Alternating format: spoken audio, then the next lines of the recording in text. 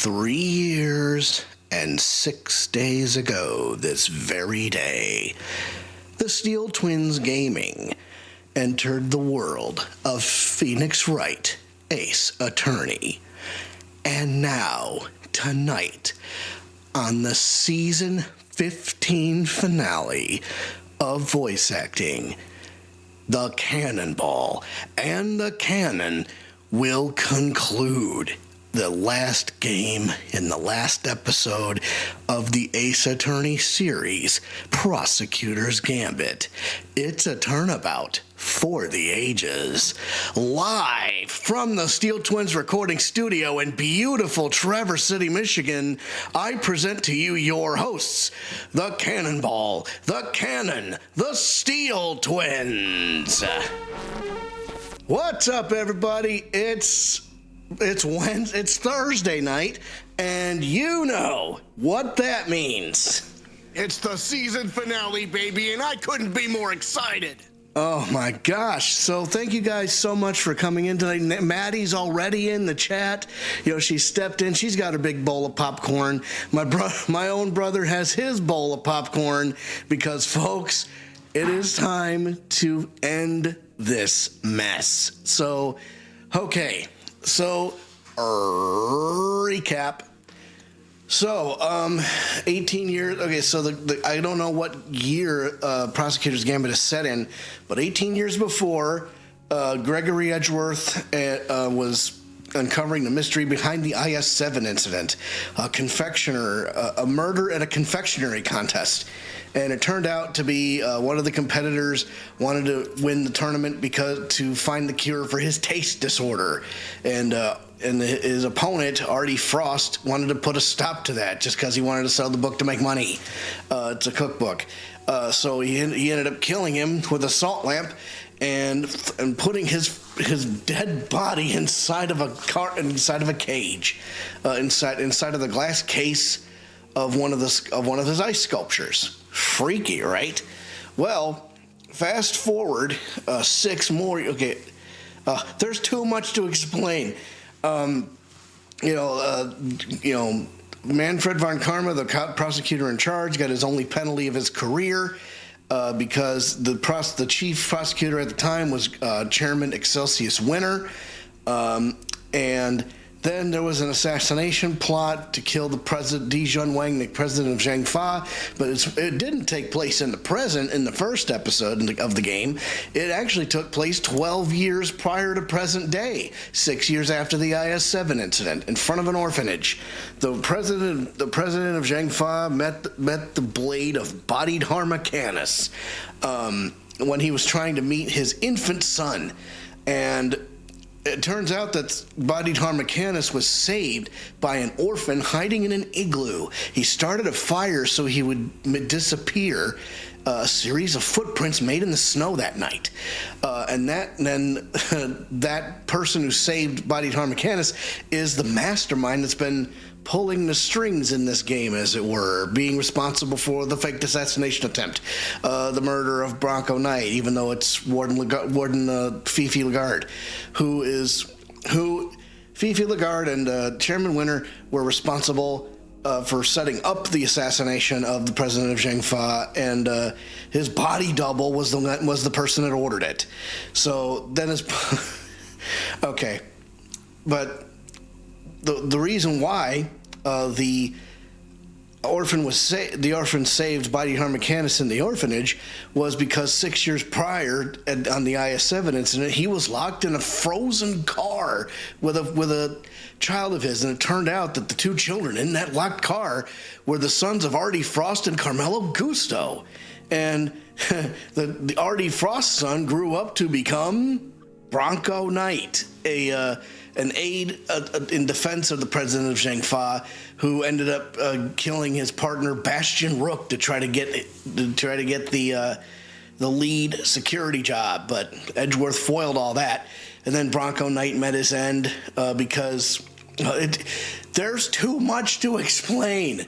But we found out that the mastermind pulling the strings was the other child that was locked in that car.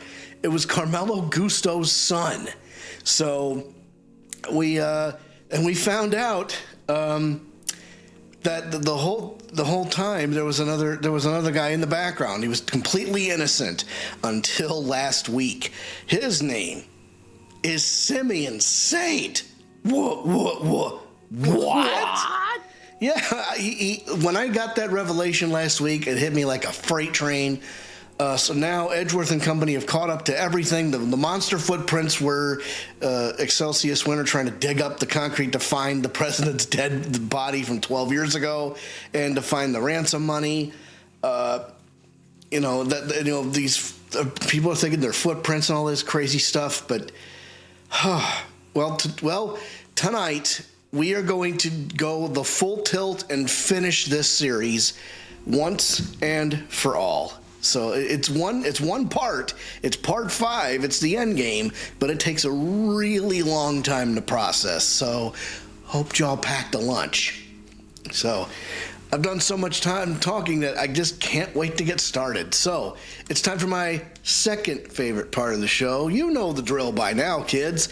If you have a cap to your bottle or a pin on your can, you go ahead and pull that pin back or twist that cap off.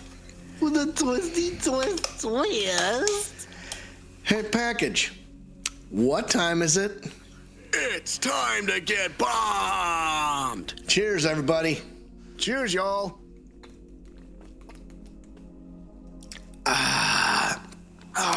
Mountain Dew Baja Blast Cabo Citrus. Yeah, buddy. A delicious flavor, and I believe it's 0 sugar as well. That's even better. Yes, sir. Live scene. Oh man, I waited too much. I waited too long for this. Let's get down to it. Yep, 3 years and 6 days. I mean, we had 2 breaks. We had Mario and Luigi Superstar Saga. We had The Legend of Zelda Wind Waker in the middle, and then the Apollo Justice Ace Attorney trilogy came out, and it's been boots on the ground from there. So, but yeah. By the way, before we began, I forgot to mention. So I made a post on Facebook earlier this week, and I have decided that, we were about to figure out what our next project is, whether it be Tyrion Cuthbert, Attorney of the Arcane, or Ghost Trick, or something else that is dialogue, that is text. Friend Josh Dickerson. Lost you guys. Oh, this is not good. Check your stream. Oh, it's probably an ad break, but she has a subscription. Yeah. Oh, it's frozen. Oh, hang on. Try it's frozen. I'm gonna refresh my screen too. Ah, darn. Keep talking though. Yeah. Okay. So, Tyrion Cuthbert, Attorney of the Arcane, or Ghost. Other text-based dialogue game. A good friend, Josh Dickerson, suggested that we do anything from the Professor Layton series. And there is a Professor Layton series game featuring... Okay, we're good. It's good now. Yeah, the Professor Layton series, so yeah. Okay, so... All right, so, okay, so... All right, so cliff notes in case you missed it. Our next project is going to be, because of our good friend Josh Dickerson, it is the Professor Layton game, is it? Professor Layton versus Phoenix Wright Attorney.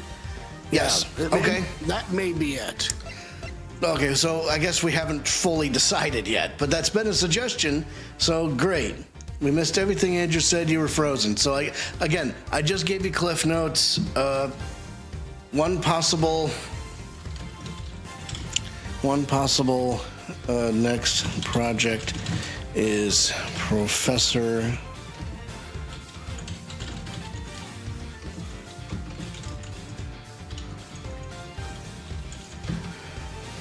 Okay, and everybody's getting that one. So, okay.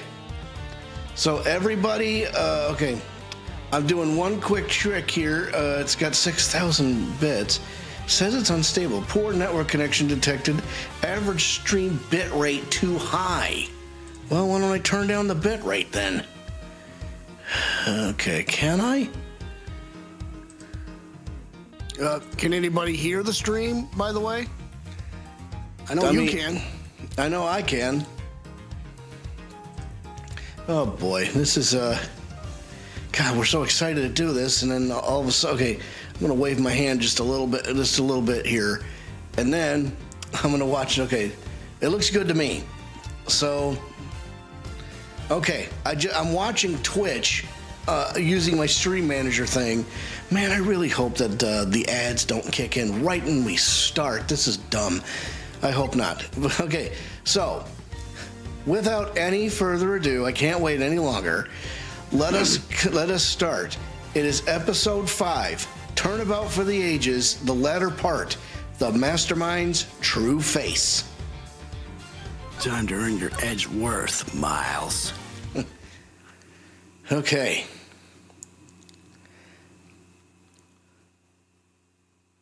Let me try something real quick. April 6th, 5:30 p.m. Very Big Circus. Big Top. Okay. Oh boy, here we go. Good thing you can hear, Maddie. Good. Oh, hi, Mr. Edgeworth. Did you guys come to watch the show? Hello, Miss Barry. Mr. Saint. You're a little early, I'm afraid. We're still practicing. But I'm glad you kept your promise. Oh, what's that supposed to mean? Yes, I remembered you giving me this. That's so great. You're gonna have so much fun. I think even you'll be surprised, Mr. Edgeworth. Huh. I think you've surprised me enough for one day already.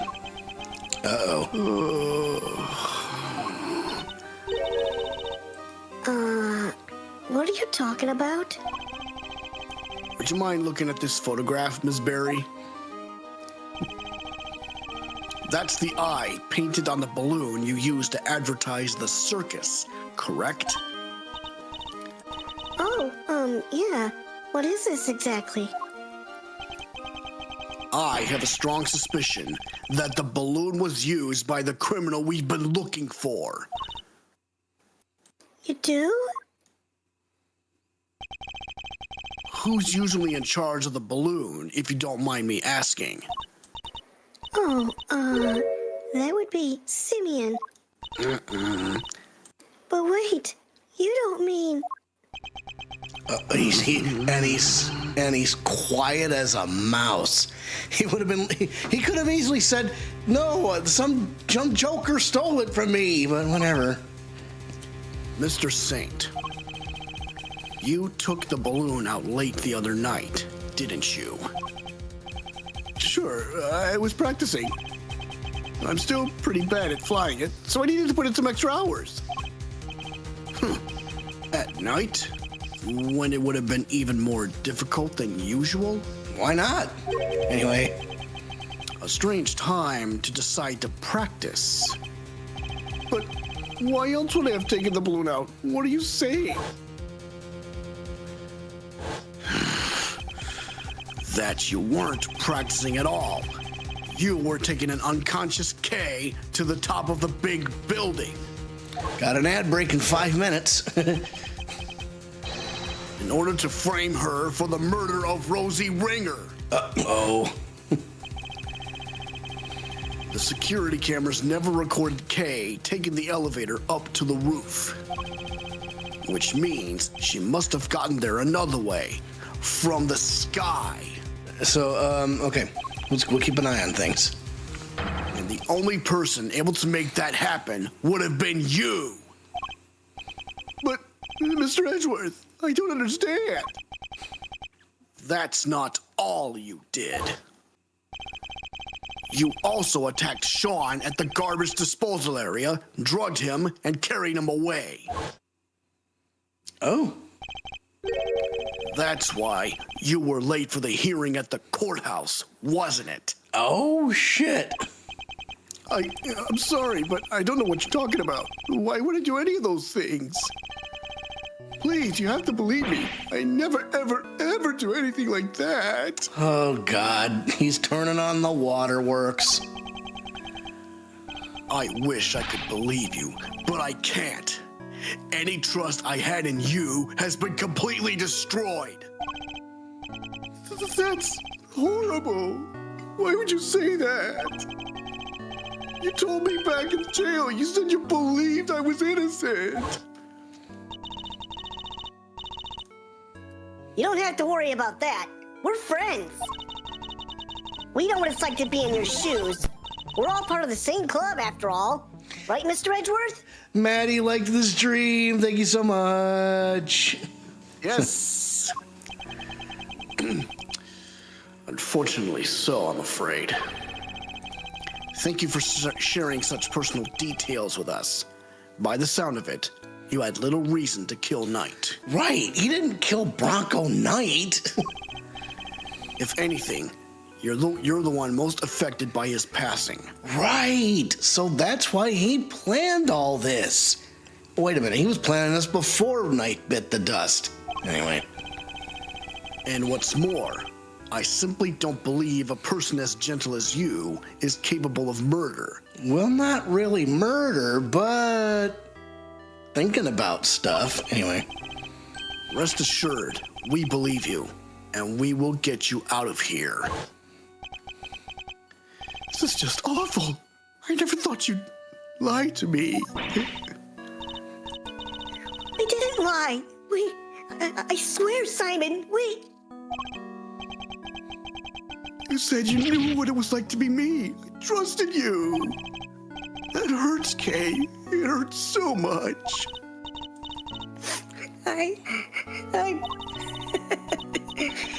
Come on, Mr. Edgeworth.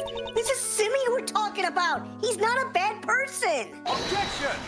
Objection! I see it now. That's your strategy, isn't it? With everybody.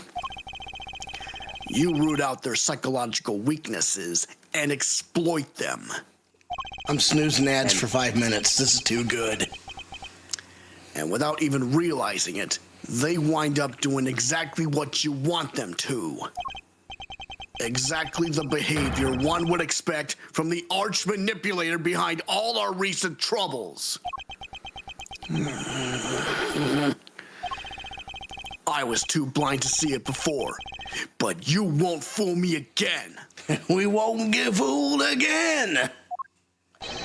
Simeon Saint, you are guilty of crimes too numerous to mention.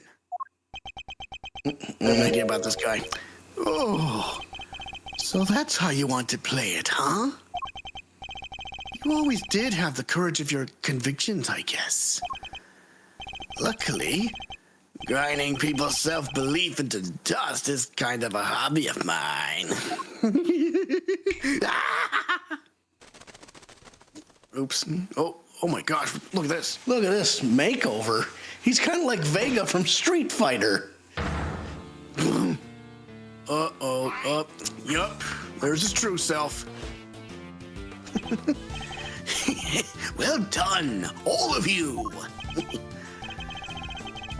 Well, this is certainly a sight of whom we haven't seen before.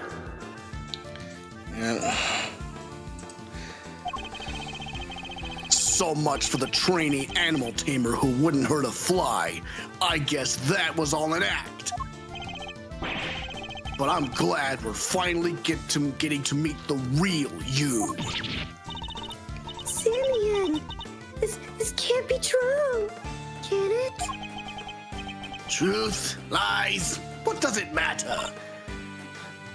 Huh? All you need to know is that Mr. Edgeworth here has made me very mad indeed.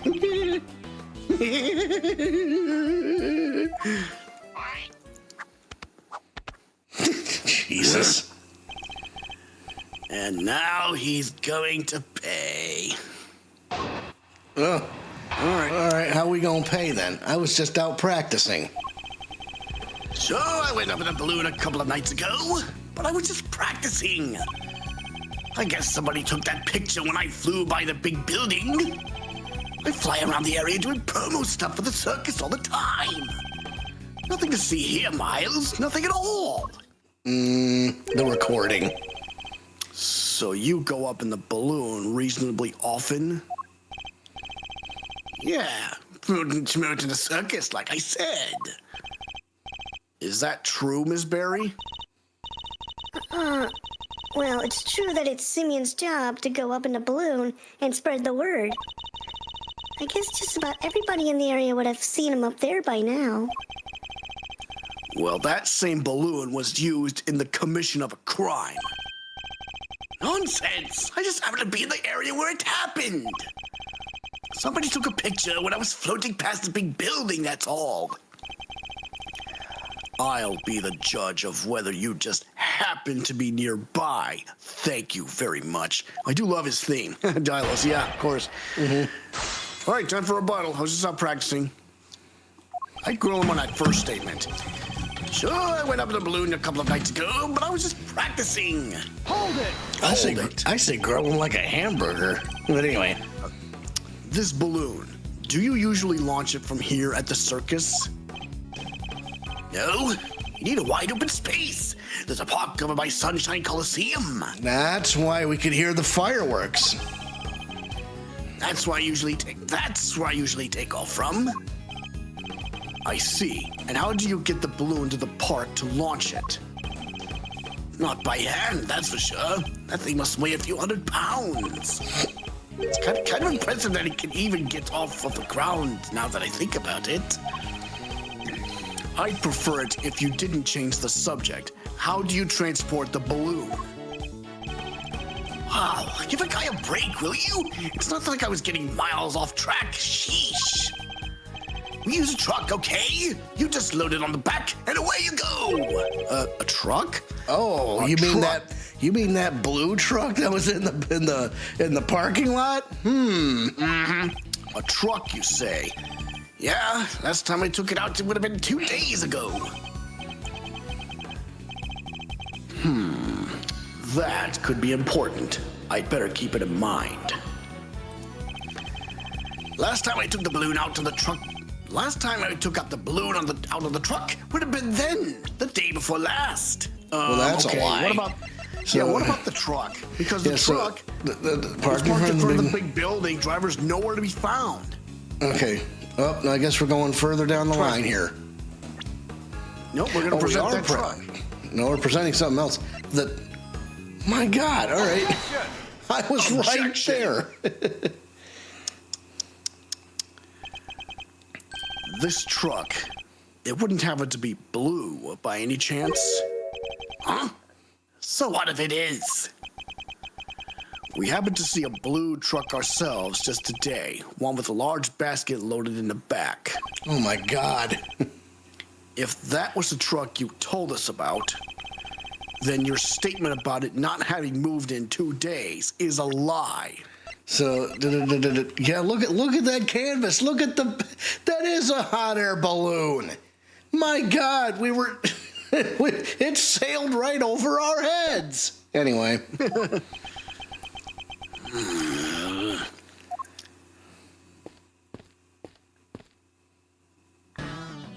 Uh-oh. Agent Wang, Emma.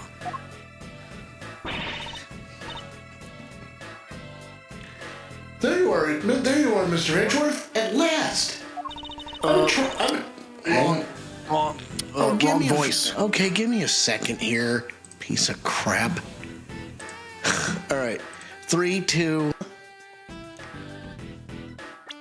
There you are, Mr. Edgeworth. At last. I've been trying to find you ever since we wrapped up the case yesterday. Case sent me a message saying you were here, so I came right away.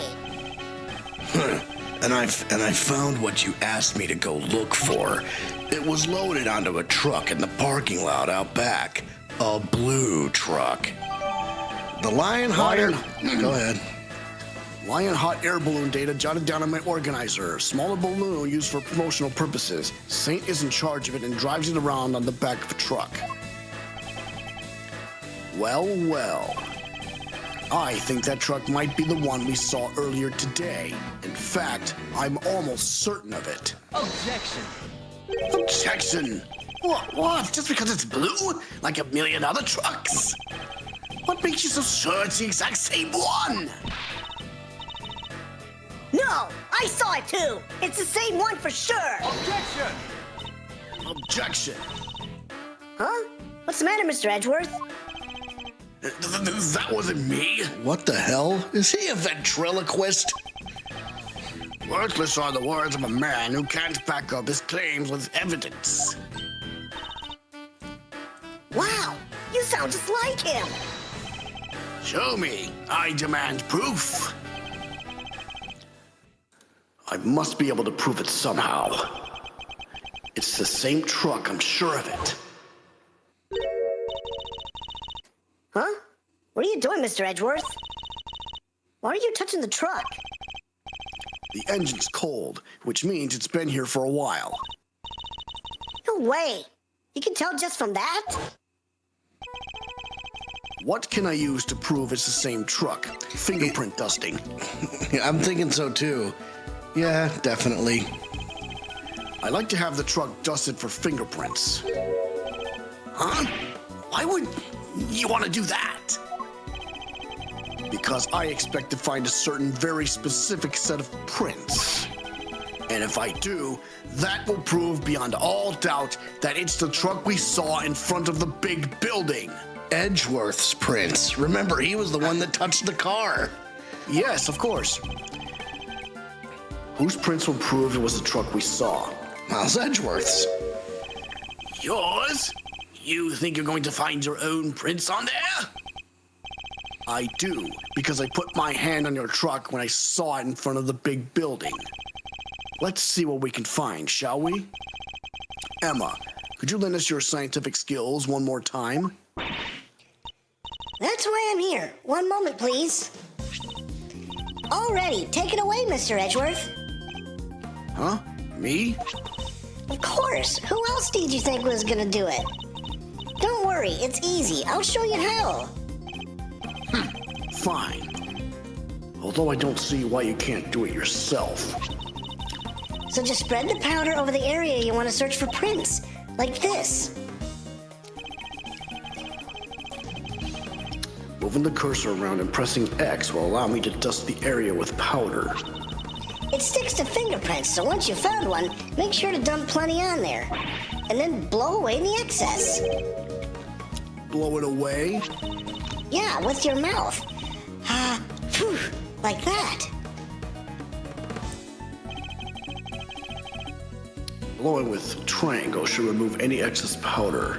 Okay, folks, non-subscribers, we have an ad starting in 45 seconds.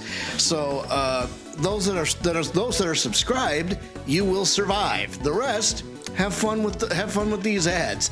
Plus, I hope that we are able to stall just long enough to get to the good part when we come back. All right, you got all that? Yes, thank you. Now to try it for real. Oh, there's no such thing as too much powder, by the way. Go crazy. Yeah, dab it up. So, are we gonna find prints on there? Find out in a few minutes.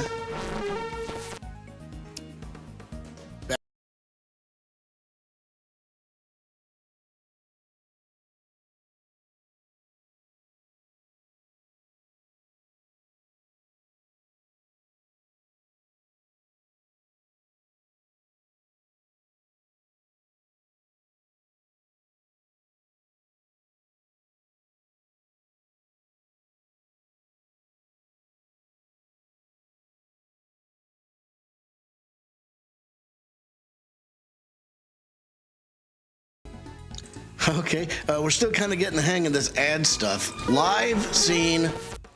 So anyway, let's keep blowing this away, huh? Okay, and then let me go back here.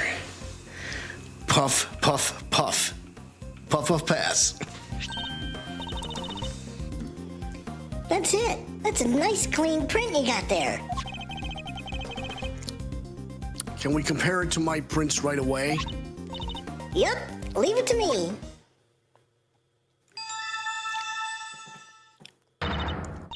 confirms it. It's Mr. Edgeworth's prince, all right. Ad break ends in 1 minute 24 Okay, seconds. so now we're running for ads. So cool. We got about 1 minute 15 seconds. So anyway, And with that, another lie is exposed. Yeah. so what were you doing in the truck? Jesus, they're stacking the animals again. Oh, just driving around for fun, you know. Oh, spare me. Objection! Kay was abducted 2 nights ago, and your balloon was sighted nearby. Then today, another abduction, this time involving a truck supposedly used to transport garbage. And your truck was sighted nearby. Objection. Objection! Coincidence, nothing more. You want me to believe that you were near the scene of 2 separate abductions simply by chance? Just be honest, you were involved in both. What makes you think they were even connected? Objection. Objection! A certain very important piece of evidence. That's what. Okay, folks, the non-subscribers, welcome back from the ad break. So we just made some new headway in this investigation. We got him in a corner now. Oh, this should be good. What connects Kay and Sean's abductions? Let me think about this. The bug or the miscellaneous the tape? sedatives, because both these guys, Yeah. both these kidnappees were drugged. That's correct. You're absolutely right. Take that. Kay was drugged with a dose of a powerful sedative, and a bottle of sedative was found right where Sean was being held captive. The very same brand, no less. Objection. Objection! Ha! I knew you'd try something like this.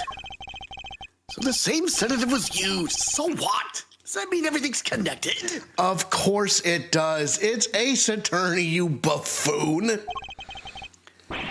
You know as well as I do. That doesn't prove anything for sure. We must have something. There must be a piece of evidence that can tie him to both crimes. Perhaps the red raincoat. Cops, prosecutors, you, Miles, you're all the same at the end of the day. You force the evidence to fit the crime, or you flat out make it up.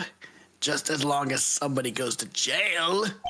Since these VA games are story-based, a common method I see is to have 3 minutes ad block break every hour to clear pre-rolls, and just spend those 3 minutes interacting with subscribers.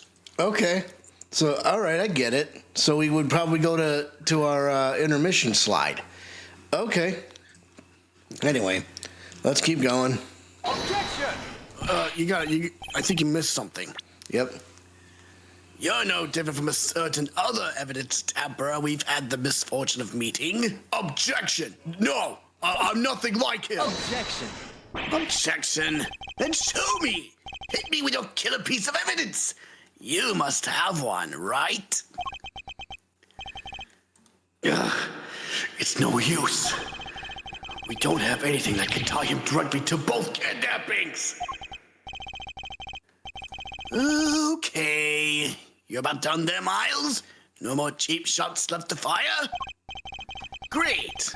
Well, I have a show to be rehearsing for, so if you don't mind. Objection. Objection. Hey, come on now, you two. There's no need to get all hot under the collar. Wouldn't want your good looks running down your face now, would we, Simeon, old pal? What are you sticking your nose in for? Hey, I just sensed the vibe getting a little harsh and heavy, yeah? Thought I ought to lighten the mood. Help me out here, Kay. Lift our spirits with a little dose of the old great thief magic. You don't have to tell me twice. Okay, let me see if I can do Simeon's voice. Here goes. Objection. What are you take this seriously, will you? Thought you could do with somebody running a little interference for you, Milester. You can also go full screen. Sorry, you can also go full screen face cam if you guys don't actually take breaks like stretching. Okay. So, all right. we'll be sure to look into those pieces of things before long. But anyway, thought you could do with somebody running a little interference for you, Milester. Not the most ethical approach, I know. But again, Kay, again. We can worry about whether or not this is the right thing to do later. This is my last chance to try and prove a connection between Mr. Saint and his crimes. Let's forget the kidnappings for now. Is there anything else that suggests that he is our mastermind? The bug. More like the correspondence chess game. Of course. Canis was looking for our secret string puller too, the young pup, as he called him. If I could prove that Mr. Saint was that same young pup, then perhaps.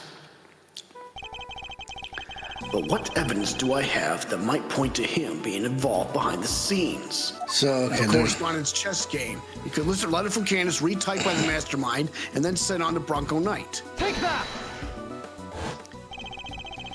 I think you and Mr. Knight were both communicating with this person, Mr. Canis.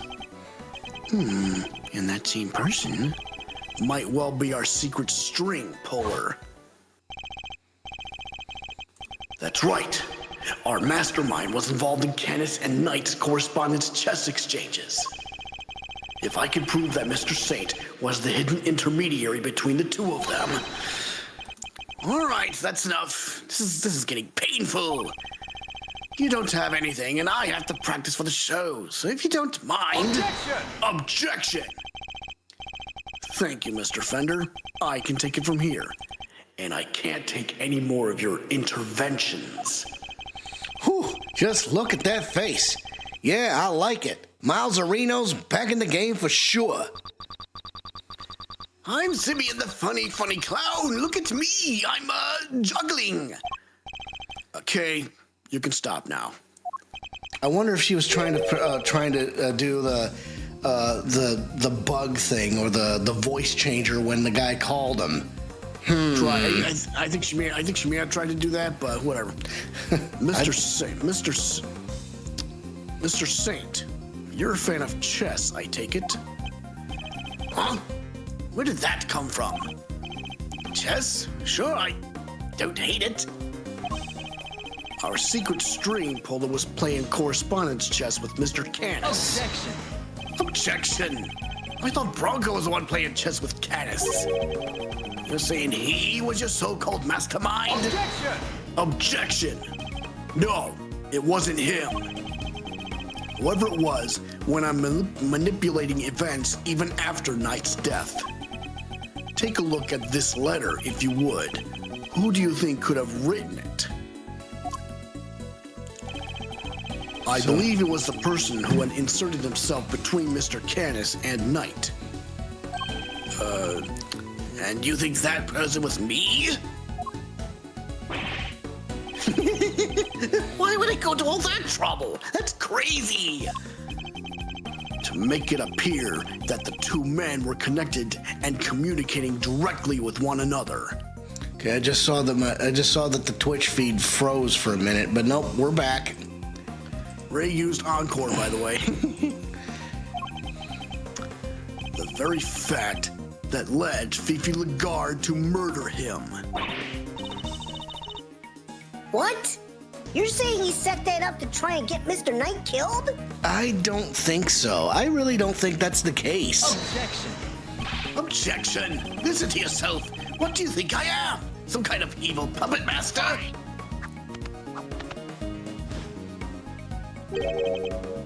You've seen me. I can barely even get the animals to do what I want. If we could find one of the letters he passed between Knight and Canis, that would prove the connection beyond a doubt. I'd like to have your room searched. I believe we might find... Objection! Letters? You won't. Trust me.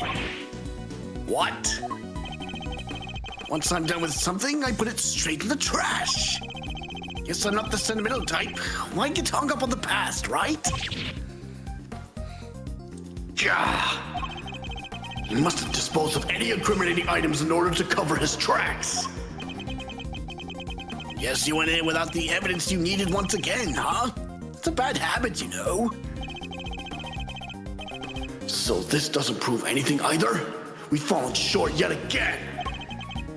What do we do now? Are we out of options? You accuse me of betraying my friend, and you don't even have any proof? You're despicable! Hold it! Who was that? Oh, hi. Miss Barry? What does she want?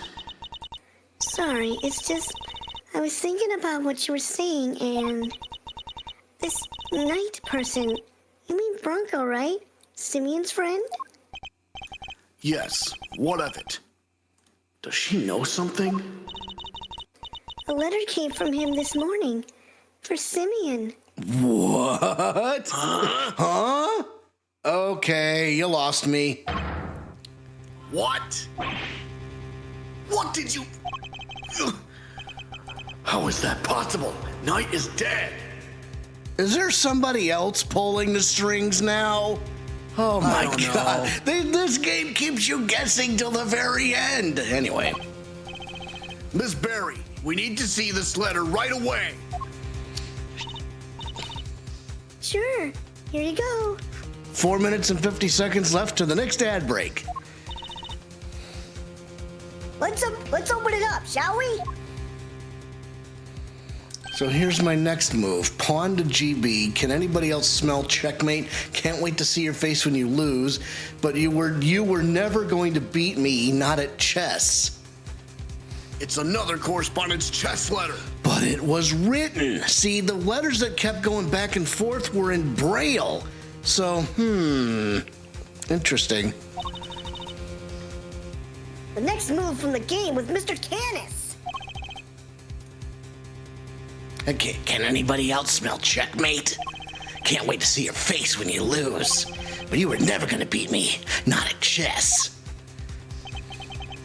It's postmarked the 26th of March, the day before Knight died. Oh, so we're not quite out of the. So he's not quite out of the woods yet.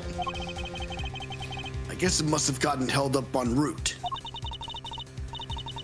Well, we do move around a lot. It's part of being a traveling circus. Our mail arrives late all the time. Interesting that it's addressed directly to you, Mr. Saint.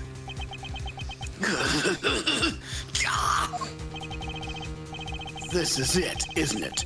The proof we needed that you were the one facilitating Mr. Canis and Knight's games. We need the other part, the part with the Braille.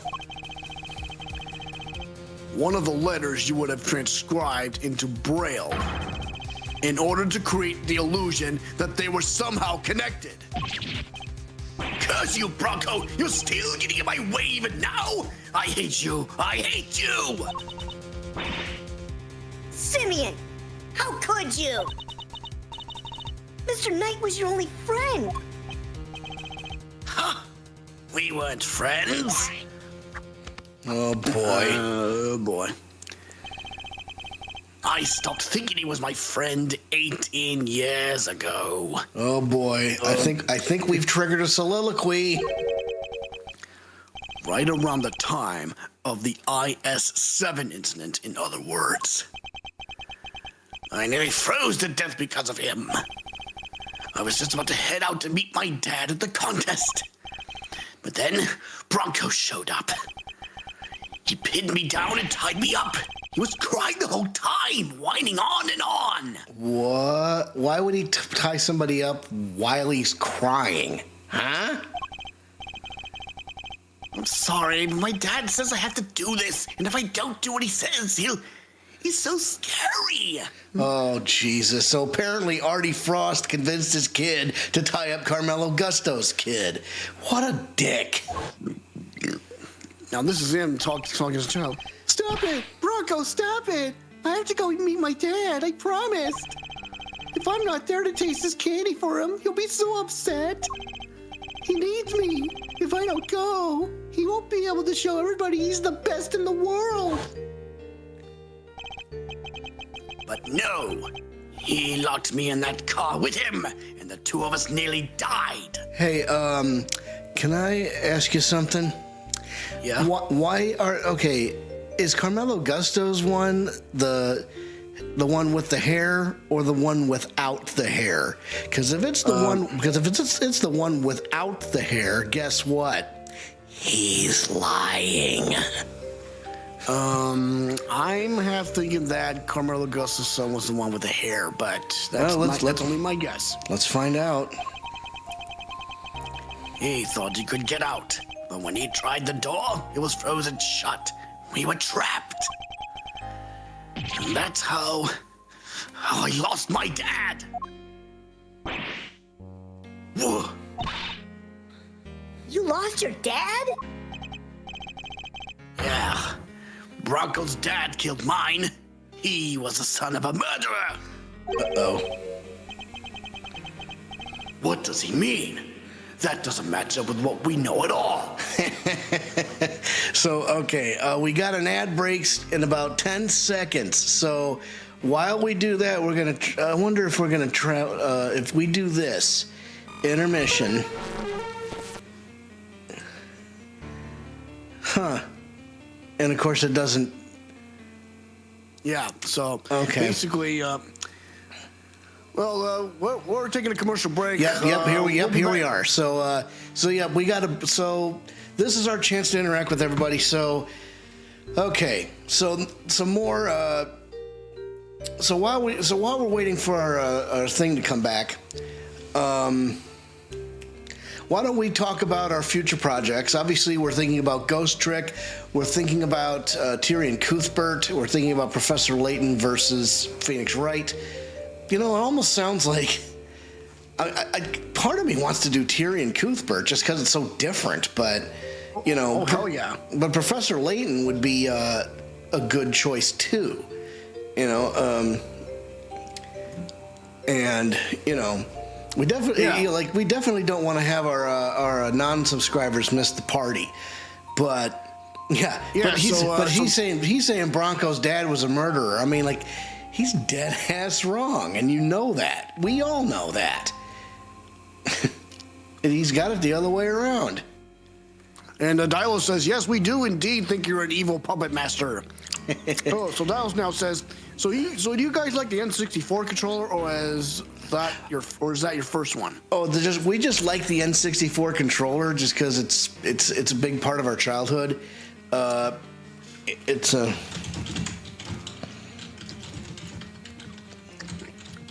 We're back. So, and I'll tell you what. Yep. So we are indeed back from break, live scene. So yeah, shout out to Jordan J. Scavone, by the way, for the artwork. So you know, Bronco's dad killed mine. He was the son of a murderer. I'm like, wait a minute, time out. That doesn't match up with what we know at all, right, Edgeworth? Simeon, the victim in the IS-7 incident was a guy named Artie Frost. Yeah, that was my dad's name. My memory's not kind of scrambled that day. What little I remembered was pretty mixed up. He did get mixed up because both kids lost their memories. It was so cold. So I didn't find out until later that my dad was murdered. The murderer was a man named Carmelo Gusto, a confectioner. Really? I never knew Bronco's father's name. Or maybe I chose not to remember. Just thinking about the sicko that killed my dad, it turns my stomach. Mr. Saint, are you sure you didn't know the name of the murderer until just now? You think I'd sit on it if I did? No, I'd reported him to the police straight away. All I knew was that Bronco's dad tricked my dad. And that's how I knew my dad was the one who was killed that day. Bronco was a traitor. He helped his father murder mine. He was the son of a cold-blooded killer. He deserved to die. Objection! I'm sorry, Mr. Saint, but you've made a mistake. A big one. A mistake? What do you mean? Artie Frost was a sculptor. He'd been working in France not so long before the murder, under the name Paul Halik. So I hear, but I don't remember anything about that. I wish I could. Well, I'm afraid it's only natural that you don't, because he wasn't your father. Huh? Is this your idea of a joke? Well, it's not funny, not at all. You're right, it's not, but you need to know the uncomfortable truth. This piece of evidence proves that you're not Artie Frost's son. I think it's that Bronco Knight had. Yeah, it's the ring. It's the ring in the chess set. The ring more so. Take that! Huh? Bronco's chess set and a ring? Yes. Take a look at the ring for me, if you would. What does the engraving on it tell you? It's 2 letters, right? It is. This is the seal with which Paul Halik used to mark his works. And it was found next to Artie Frost's body 18 years ago. But why would Bronco have a memento of my father? The police looked for Frost's son for a long time, and eventually they found him. The ring was handed over to the man they were able to prove was his child, Bronco Knight. But that's not... That would mean I was... Precisely. That you are in fact the son of Carmelo Gusto. Oh, shit. No, that can't be. My dad was... I remember, don't I? Uh-oh. Bronco tied me up and locked me in that car. It was his fault I lost my dad. He deserved to die, didn't he? No way. No way. So I get to see your circus thing even though I'm in jail? Huh. I was looking forward to the next move in our little chess game, so the show is just the icing on top. Yeah, I think you'll enjoy it. I will. And hey, come back soon, okay? I'll be mulling over my next move in the meantime. Oh, speaking of which, I put a little something in your chess set. But you can take a look at it later. Hey, wait a second. He planted the ring? Oh my God. A little something? No idea what that might be, but thanks. Oh no, the time out, it was the chisel. Never mind, I'm dumb. If you hadn't detained me 18 years ago, it wouldn't have had to end like this. Huh? Did you say something? Me? Oh, it was nothing. Goodbye, Bronco, and farewell. I did all that, and now you're telling me that it was my father who killed the Broncos? Then what was all this? What was all this for? Yeah, what was it all for? I didn't want to wind up dead too. I didn't want to be weak and vulnerable. That's why I tried to be like Canis. Why I stayed in touch with them all these years. And there we have it. The truth at last. Mr. Saint, You were Mr. Canis's correspondence chess partner. And you were the one manipulating events this whole time. You're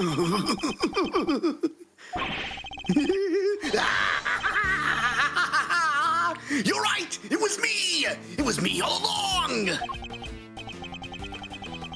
At last, he's finally telling the truth. Something tells me he's just playing into his hands. I was the one who witnessed the murder 12 years ago. But you knew that already. The president's assassination, just as we thought. Which means he's the one who drew the picture. And they knew it too. That's why. The guard kept questioning me, day in and day out. It got so I couldn't face what I knew the next day would bring. I was a nervous wreck. Who could blame me for wanting to get out of there? But I imagine it wasn't as easy as simply running away. Winter would have sent his men after you. No matter where I went, they were on me. They never stopped coming. 24 hours a day, 365 days a year. I couldn't sleep at night. Even the smallest noise had me chasing shadows. It drove me crazy. So I joined the circus. At least that way, moving from place to place was part of the job. My whole life I've been up against the chief prosecutor and the warden of a prison.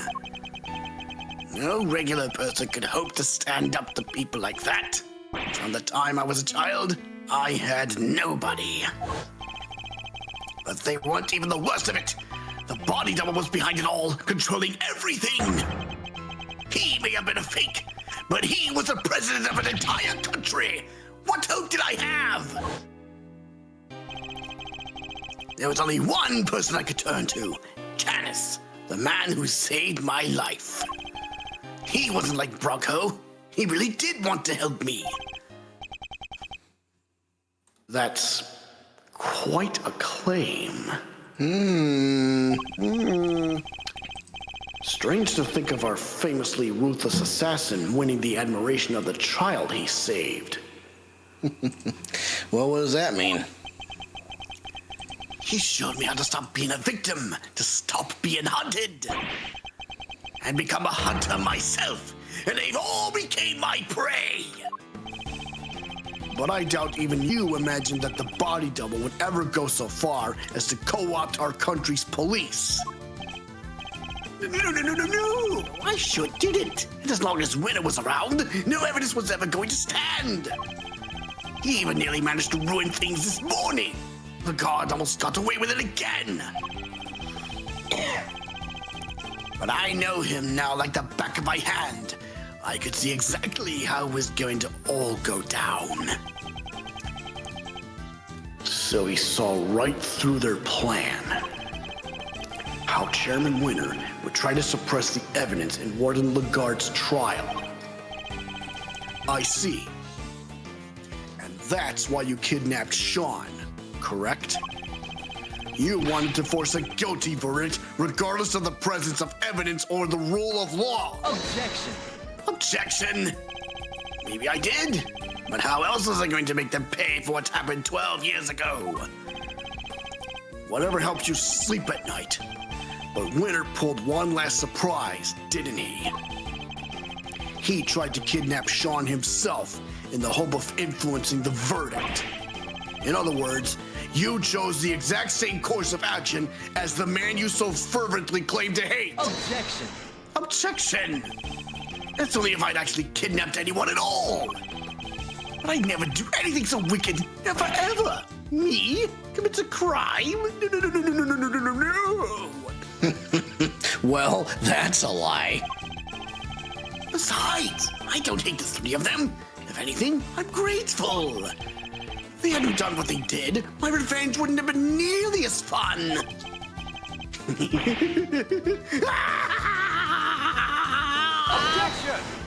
Objection! So you admit it. Your motive in all of this was nothing more than revenge. Sure, I admit it. So what? I despised every single one of them. But here's the kicker.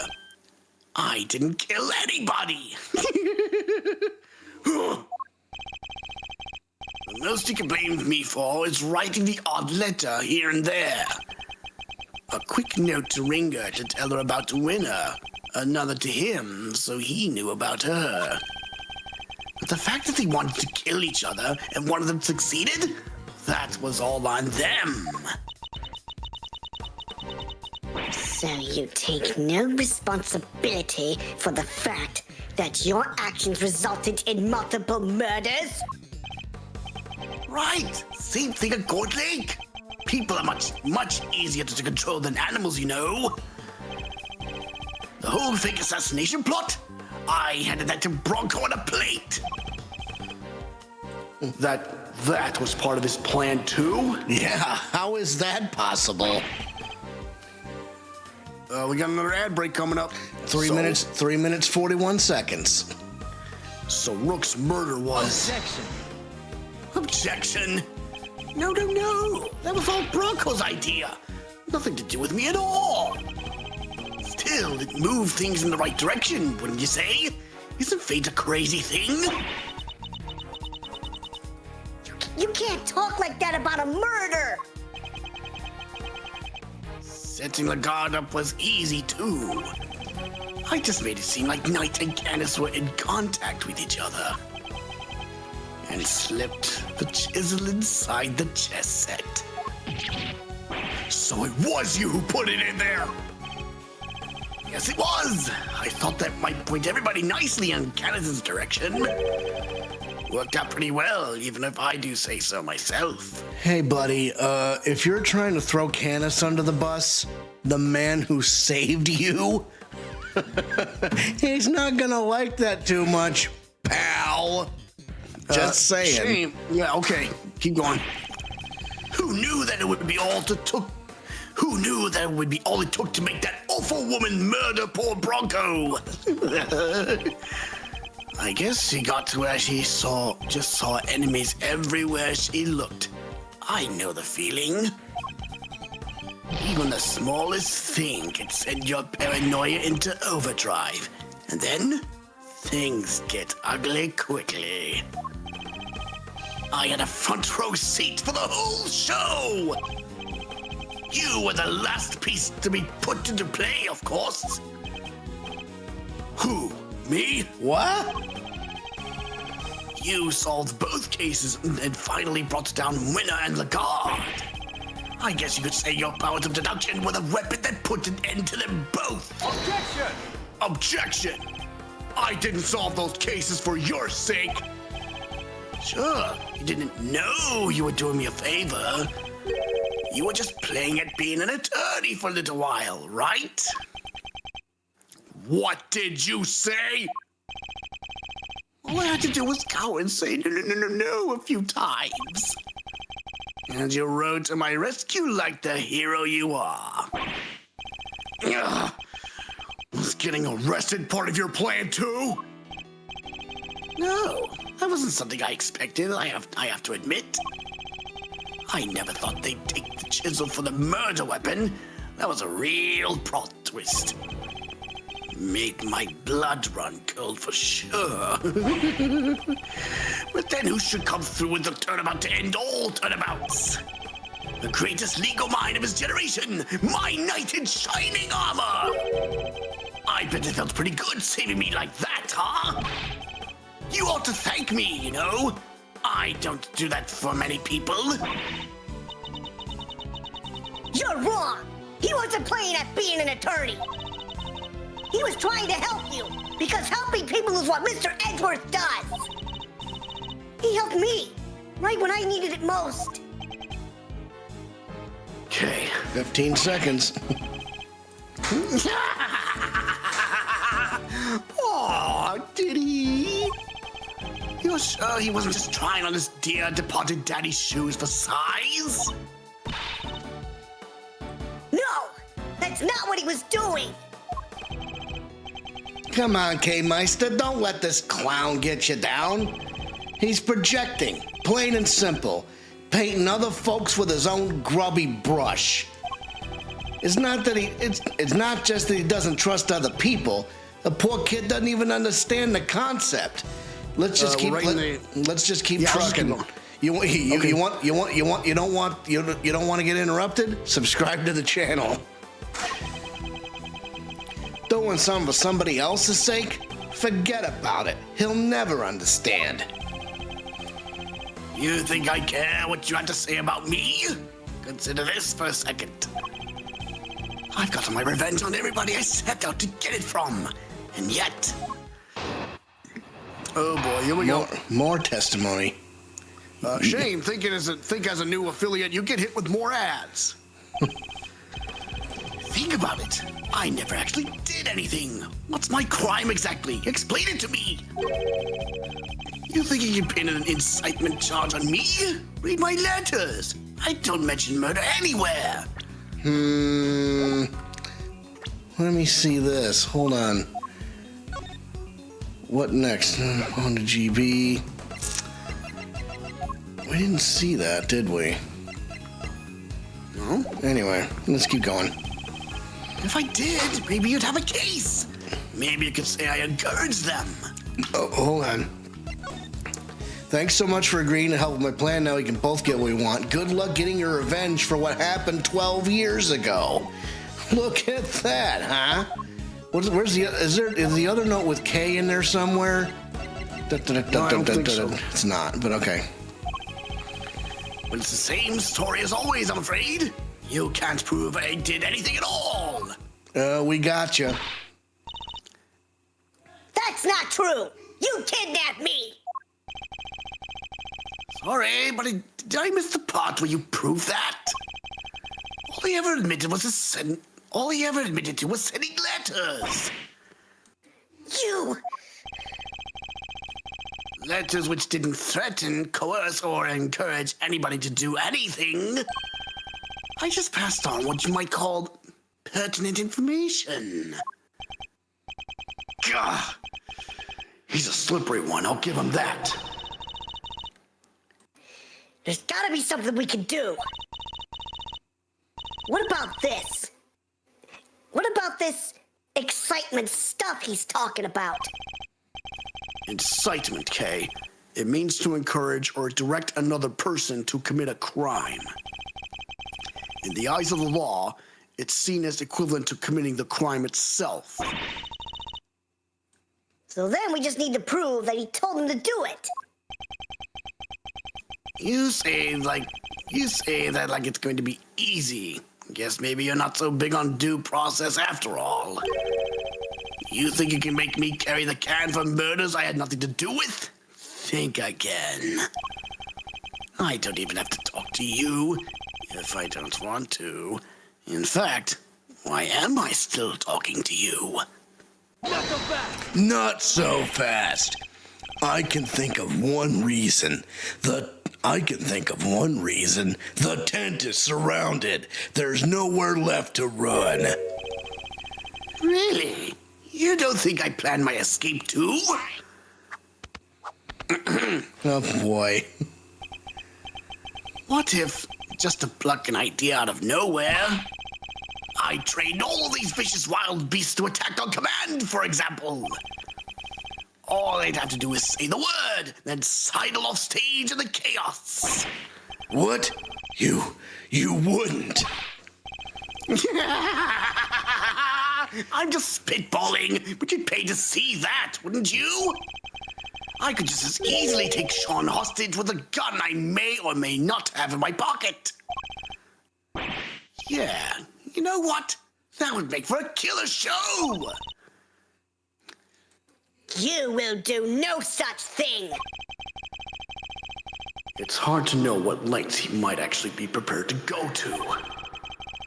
But knowing what we know about him already, we have to be prepared for the worst.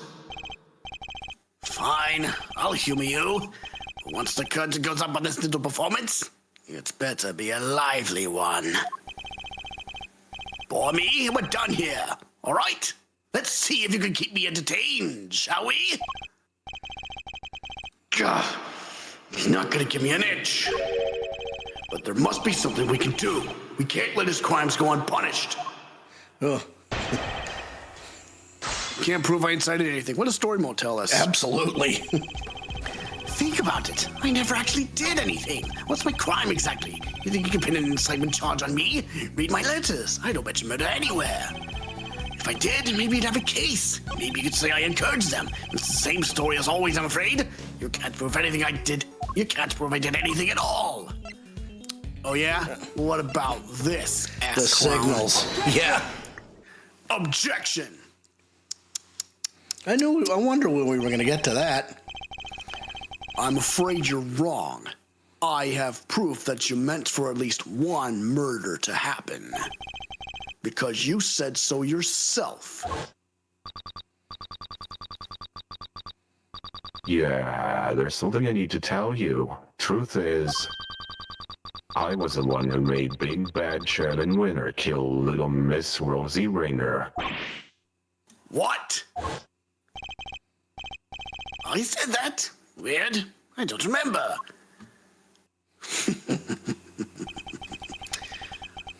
I know you think you can worm your way out of everything, but this time you're wrong. I am? Yes, because our conversation was being recorded by somebody intercepting the signal from the very listening device you planted. It was? You got your conversation with the clown here on tape? That's what you're trying to tell us? No! Long Z says a schemer's schemes will swallow him in the end. Miss Lloyd, could you play us the tape, please? You bet I can. Got it. It was this part right here. Mr. Edgeworth, that's Judge Gavell's cell phone. Who is this? You're the one who abducted Kay. I can't hear, Mr. Edgeworth. Sorry. It was right around here.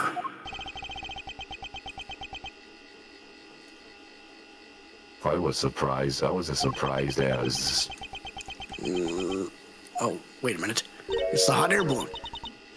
Huh? Huh? That's weird. Is something wrong, Miss Lloyd? I'll say. Seems we maybe didn't quite catch the next part on tape. What? Why? How could it not be on there?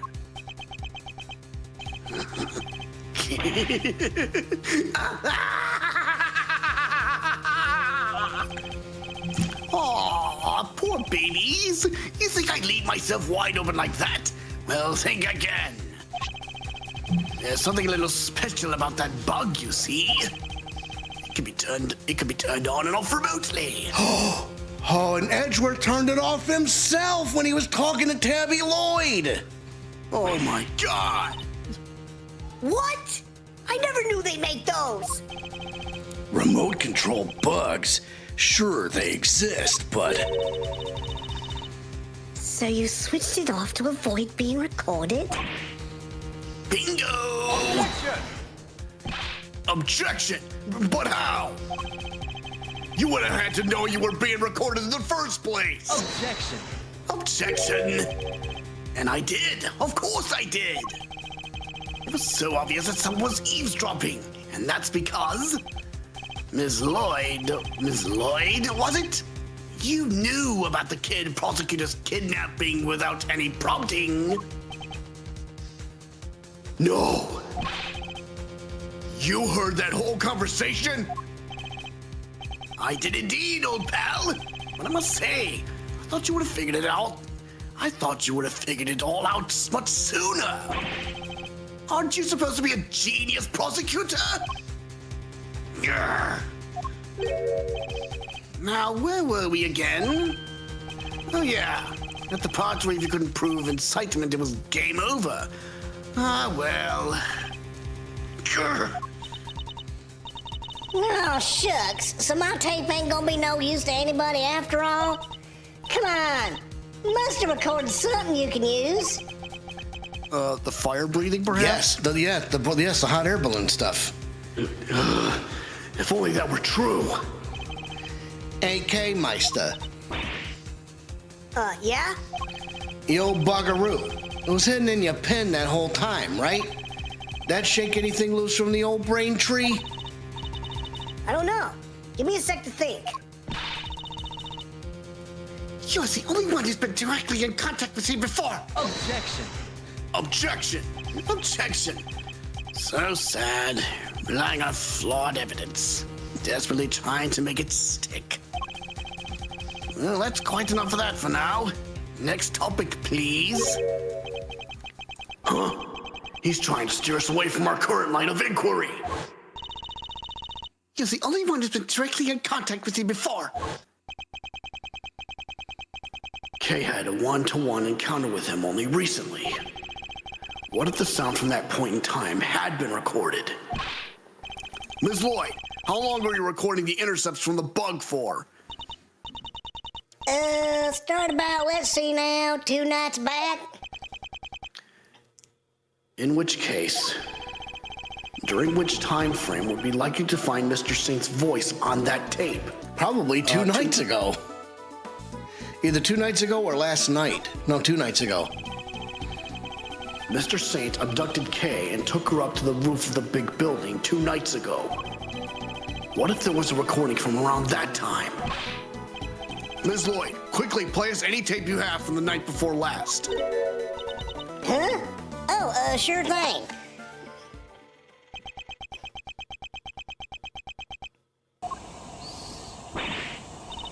That's the sound of the balloon.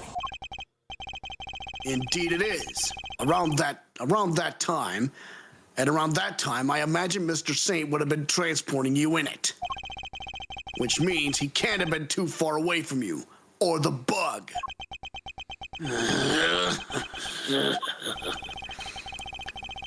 Is there anything else on the recording, I wonder?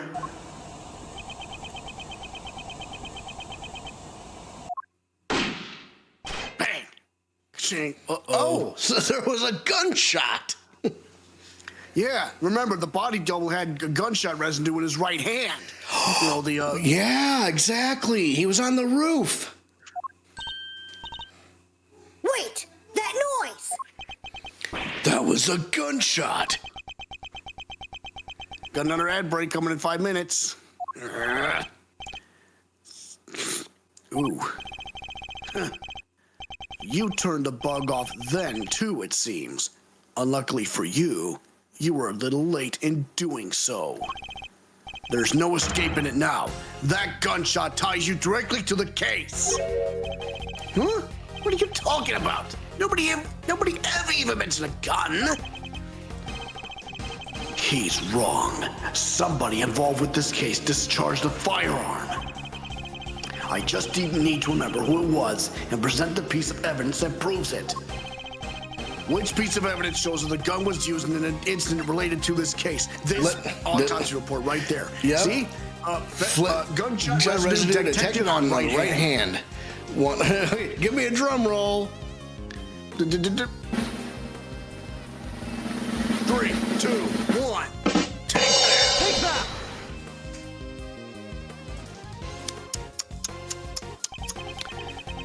It's written right here in the president's autopsy report.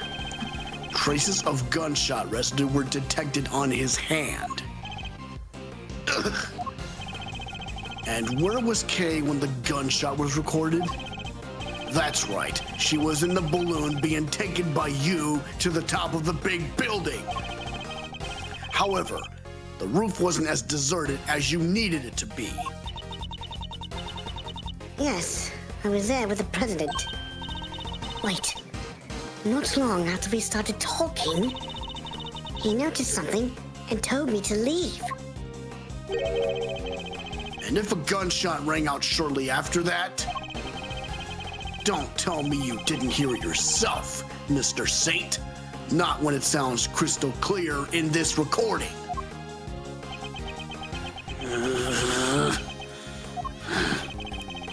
You're just gonna pretend to ignore me? What else do you expect me to do when you keep spouting a weird theory? Not so fast.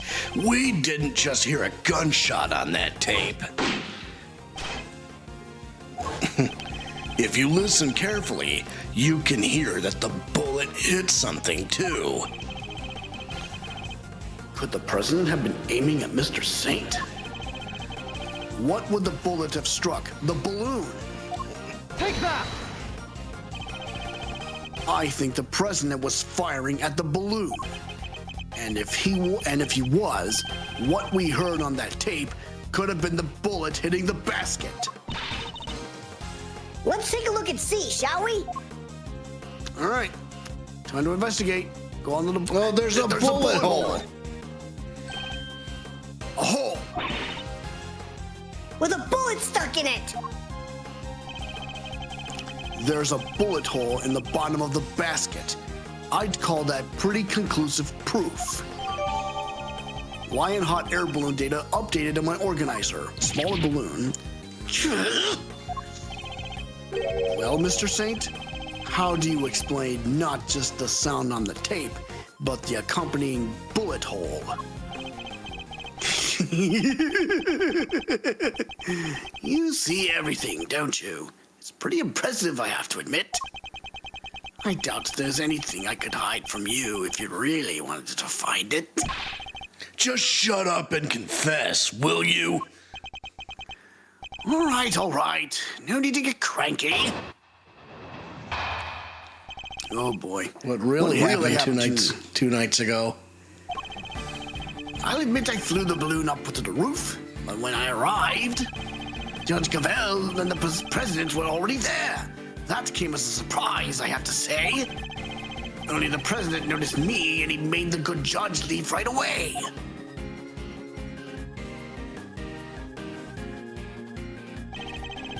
Then he pointed his gun at me and fired. Okay. But why was he trying to shoot down the balloon? That's simple enough. When I arrived, he was just about to murder your friend, the judge here. Really? What? Me? Yeah, you. You told him about Sean. What did you think would happen? Why do you think he met with you in the first place? Oh, we got a nice juicy ad break here. Let's keep going. He thought you were going to expose him as an imposter. Because she knew the truth about Sean's parentage, he was afraid. Ha! Afraid? Yeah, you could say that. The man was a total coward. His hand was shaking so much when he tried to get rid of me, he couldn't even shoot straight. So you see, I just happened to be in the wrong place at the wrong time. I was an innocent bystander. Let's What story more telling us?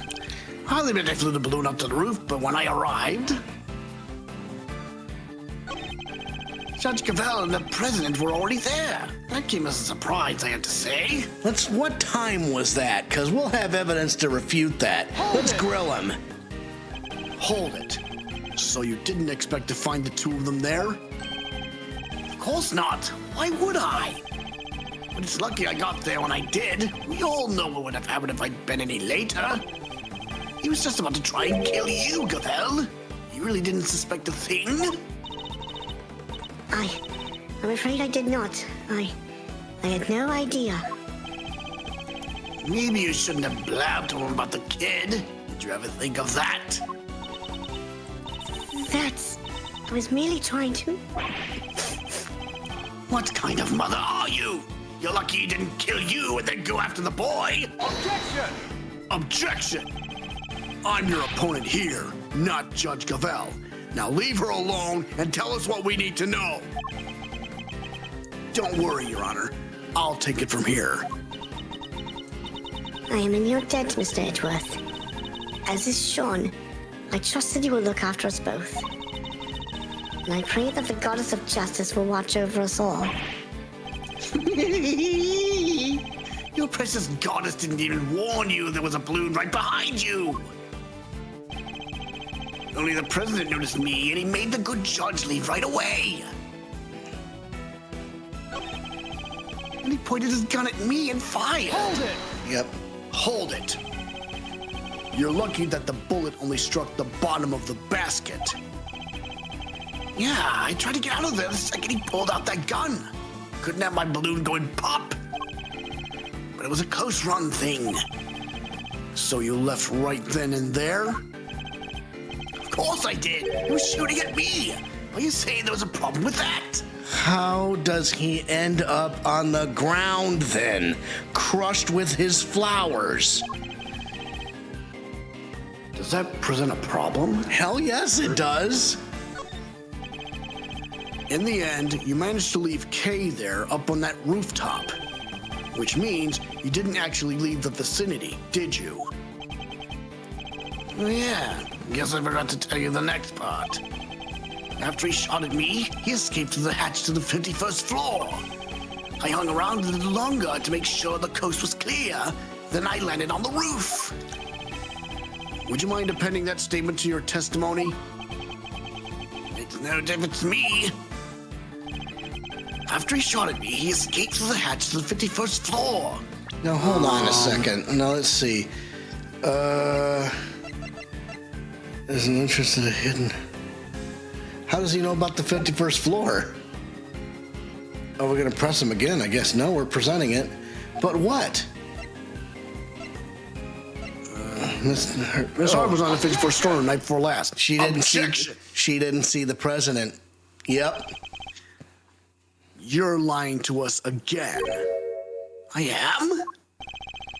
The president never entered the storeroom the night before last.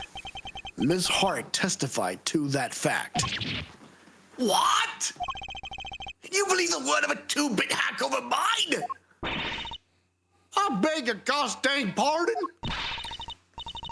Say that about the chief again, how dare ya? I'll wipe that smile right off of your stupid clown face. So we know Hart was camped out on the 51st floor that entire evening. But if our fake president didn't escape through there, then how the heck did he get off the roof? An excellent question, and one that I hope to provide the answer to next. We know that he didn't leave via the elevator, so neither that nor the hatch are possibilities. Which leaves only one possible way of escaping that rooftop. How did the president leave the rooftop if it wasn't via the elevator or the hatch? He was put in the hot air balloon. Take that! He flew. He... Flew? Yes, in Mr. Saint's balloon. Objection! Objection! Whoa, whoa, whoa, whoa, whoa! Quit fooling around, will you? Why in the world would I give that guy a lift in my balloon? Objection! Objection! There was a security camera on the elevator, and Miss Hart was on the 51st floor the whole time. There's no other way he could have left that rooftop. Objection! Objection!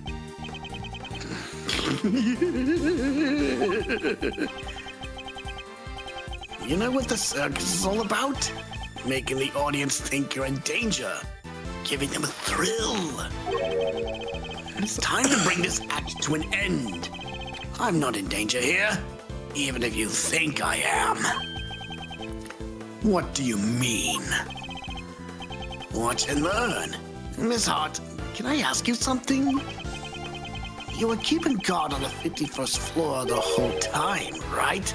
Never even blinking for a moment? She fell asleep. You bet your big toe I was. I done said as much in my testimony. Objection! Objection! So the noise, the sound of my faithful assistant falling through the hatch. That didn't scare you so badly that you fainted? So maybe I ought to have mentioned this before, but I fell asleep for a few winks after that. Well, passed out. Unconscious, you might say. What? What happened? That explains the noise that caused you to faint as well, Miss Hart. It was the sound of Kay crash landing onto the storeroom floor. Well, so what if it did? Ain't a girl in the whole world don't get caught a little unaware sometimes. Sorry, Miles, but that's what you get for putting your faith in these people. Objection! Objection! It doesn't matter. Kay can't have fallen down the hatch until after the president left the roof. Objection! Objection! You sure about that? Allow me to offer a little counter theory. The coward's fake president fired his gun at me. Then he hid in the shadows until after your friend fell down that hatch. Whoa. So what if he did? What would that mean? Objection! Objection! Come now, surely even you can see what I'm insinuating here. It's elementary. If the president hid until after Miss Hart fainted, he could have passed right through the 51st floor undetected. No! And there we have it. Your little theory about the secret storeroom falls apart. No! Did he have to do that to me in my own voice? That's right. Oh, and another thing. I might have left Sean's identity slip to our pal, the president, while he was hiding in the shadows. That's why he went to the set to try and murder him the next day, only to wind up being killed himself. That's right. It was Sean who murdered the body double. That was an accident, you creep. Objection! Objection! What possible reason could the boy have for doing so? Objection! Objection! Oh, a pretty good one. He already knew he was the president's son. Oh, that's a lie. And how did he discover that exactly? Because I told him in one of my trademark letters. What? He's lying. Oh, you bet I am. Huh? Or am I? Or am I? Maybe I did tell him, and maybe I didn't. Well, Shawnee boy, which is it? It was my fault the Torosaurus head fell off that roof. I admitted that much already. But I didn't find out about my dad until today, I swear. Well, well, well. I knew about the falling head thanks to the bug. But who knew it was you who made it fall and the president died from being crushed, was it? Ugh. All right, well, that's confirmed. Well, that's confirmed at least. You were the murderer. Congrats on getting your revenge. That ties everything up pretty neatly, wouldn't you say? Although I guess you'd say something more like, And so the pieces fall into place at last. Well, counter my unassailable logic if you can. Well, for crying out loud, it was an accident. The murder of the so-called president. you know my MO by now, right? I'm a hands-off kind of guy. I just like to pull a few strings here and there. That was the case with Bronco, with Chairman Winner. So what makes you think I'd let that fake president set foot on my balloon? Besides, I thought he was crushed to death by that model monster head. And who said old Torosaurus is not gonna falling, It all makes perfect sense. That's how our imposter wound up dead, no doubt about it. And what was the motive behind the murder? The little truth I shared, just like I said. Get it? The truth. That thing you're so fond of? That's what caused the murder here, not me. No, that's not possible. Well, is there a detective in the house? Somebody arrest that boy! Can't help can't help noticing nobody rushing to slap on the handcuffs. What's the matter? Curse you. Just as I thought. Admit it, you're all the same. You, winner, that idiot phony president. You want the real Cupboard to go free so you can railroad me into a jail cell, don't you? That's the justice you all claim to love so much. You only love it when you can twist it to suit your needs. Overruled. Overruled. That's not true. Objection. Objection? Ha! If you're not going to make the move, guess I'll have to step outside and speak to an officer myself. Once I tell him the kid he is a murderer, maybe then they'll finally do something. Objection. Objection! We're not done with your testimony yet, Mr. Saint. Get the more towers again. Incoming ad break. 5 minutes. How did I know you'd make some excuse for stalling even longer? But you still don't have any proof, do you? Or any chance of winning this? Tell me I'm wrong. And yet you still want to prolong the agony? But as long as you know what you're doing... Oh boy. He's not holding back! What? Did you forget that little Shawnee's life is on the line too? Hey, Malzarino. Take a deep breath for me, would you? Why would I do that, Fender? Because it's time like these you need to kick back, take stock, and be grateful for what you have. The worst of times are when lawyers calmly show our biggest smiles. Remember? The way in which the president made his escape is what you and Laughing Boy can't agree on. So how about this for a little thought experiment? What if it's not about whether the big guy in the purple jacket got on that balloon or not, but rather, under what conditions would Simeon have been cool with letting them get on board? A turnabout in thinking. There it is. There he is. Forgive the interruption, just my 2 cents worth, or your old man's, I guess I should say. Maybe Gregory's techniques can still prove useful in this crazy modern era. He's right. Under what circumstances could the body double have been allowed on that balloon? He was a physically imposing man, and what's more, he was carrying a gun. Could he have been drugged? No. There were no traces of sedatives found during his autopsy. In which case, surely not. You about ready to continue, Miles? And don't forget, this is what we're playing for. This is gonna be tricky, but I have to tear his testimony down, one statement at a time. All right, time to whip out story mode. Yeah, indeed. You know my MO by now, right? I'm a hands-off kind of guy. I just like to pull a few strings here and there. That was the case with Bronco, with Chairman Winner. So what makes you think I'd let that fake president set foot on my balloon? Besides, I thought he was crushed to death by that model monster head. Well, what is so story mode's telling us about? Was he crushed by the balloon? Objection. Sean didn't kill the president. The president was crushed by a monster.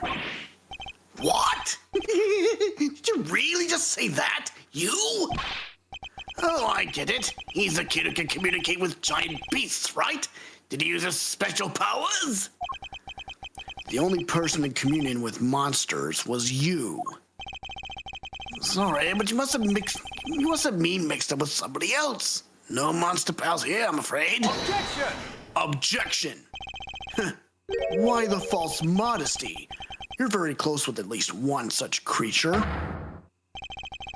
In fact, you can make this particular monster do exactly as you command. What circumstances would he have allowed him on his balloon?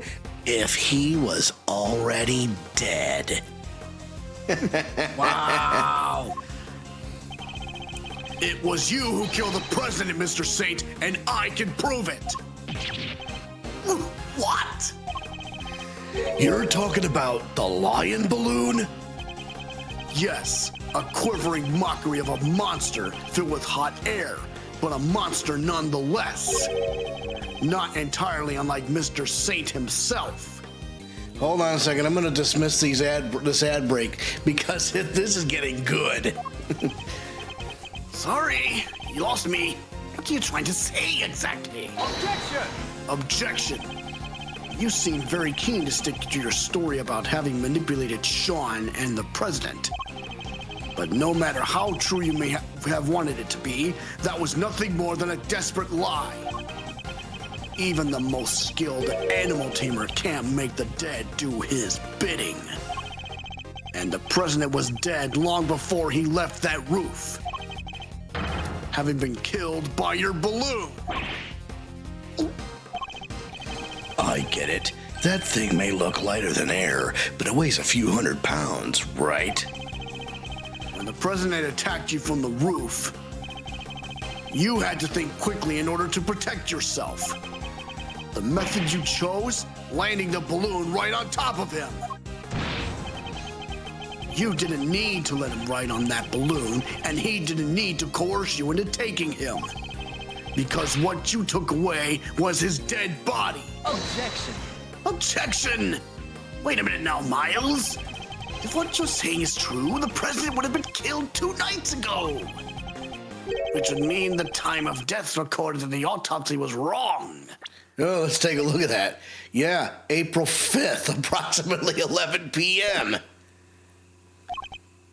It would? Wow, you're really losing your touch. Look again, it's written right there.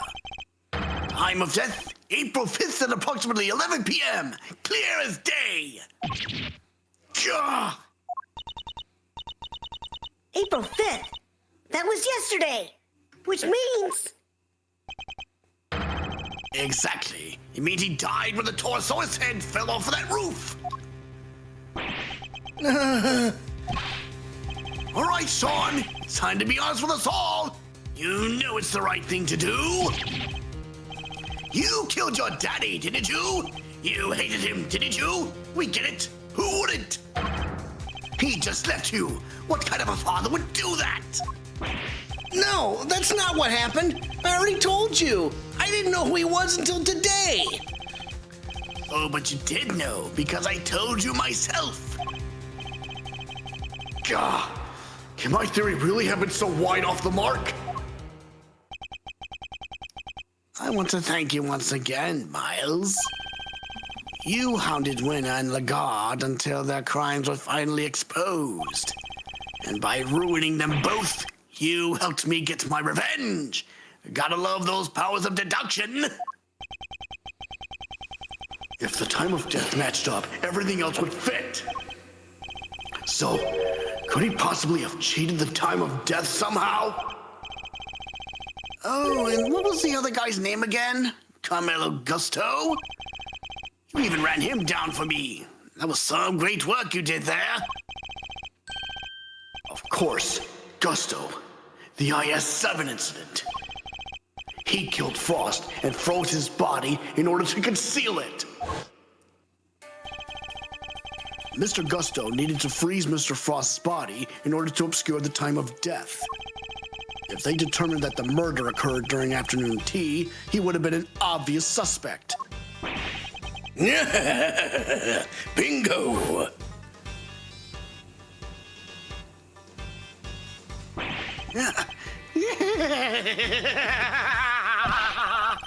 I only wish I could have been there to see his downfall too. How can you say that? He was your father. His father ditched him when he was a kid.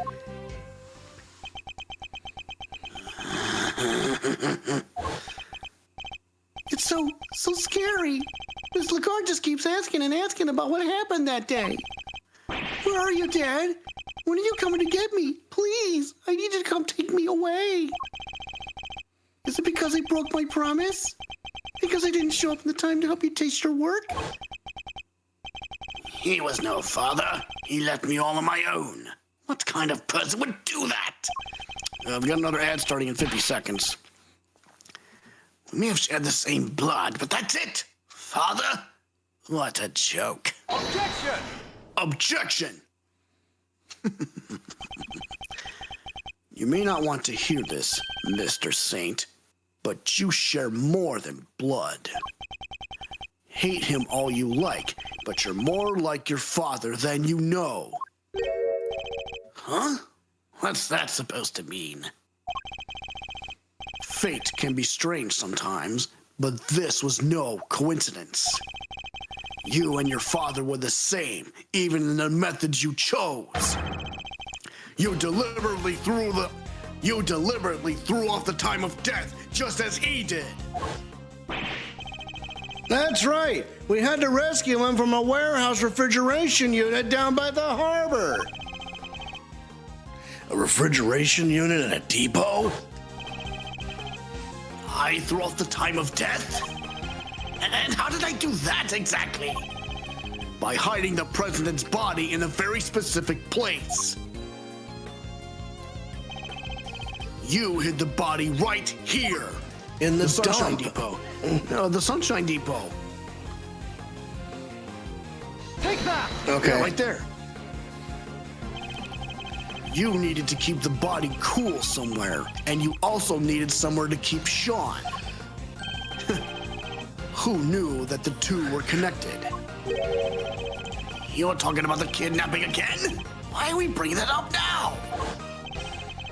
Because much as you may wish we had forgotten, we know that you kept Sean in a refrigeration unit. The same refrigeration unit in which you kept the president's body. Just as your father froze the body he was trying to conceal 18 years ago. What? You're saying I'm the same as him? The same as the animal who abandoned me? A sad irony, but an undeniable truth nonetheless. Objection! Objection! Shut up! I'm nothing like him! I could never be like him! He's nothing to do with me, and we're nothing alike! Objection! Objection. Sorry, kiddo, but I think it's pretty clear that you and old Gusto have more than a little in common.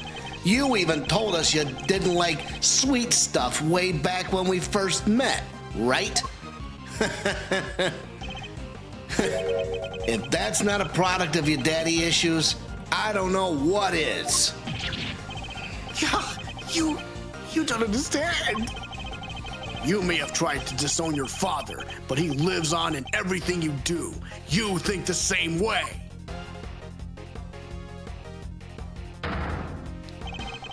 And you're every bit as prepared as he was to sacrifice others in order to protect yourself. Your crimes were even exposed in the same manner. You couldn't be more similar. I think he's gonna lose it, folks. Or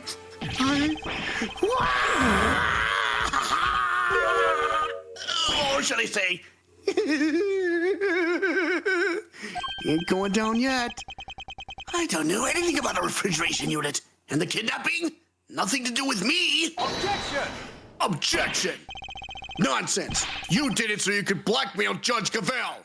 We know for a fact you were involved. Objection! Objection! You're a real danger to be around. You know that, Miles? What aren't you going to accuse me of? And it changes nothing. You still don't have any proof of incitement, of kidnapping, of anything.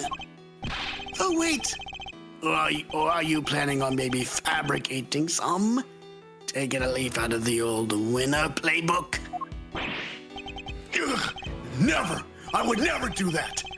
God, I can't let myself rise to the provocation. What was the line?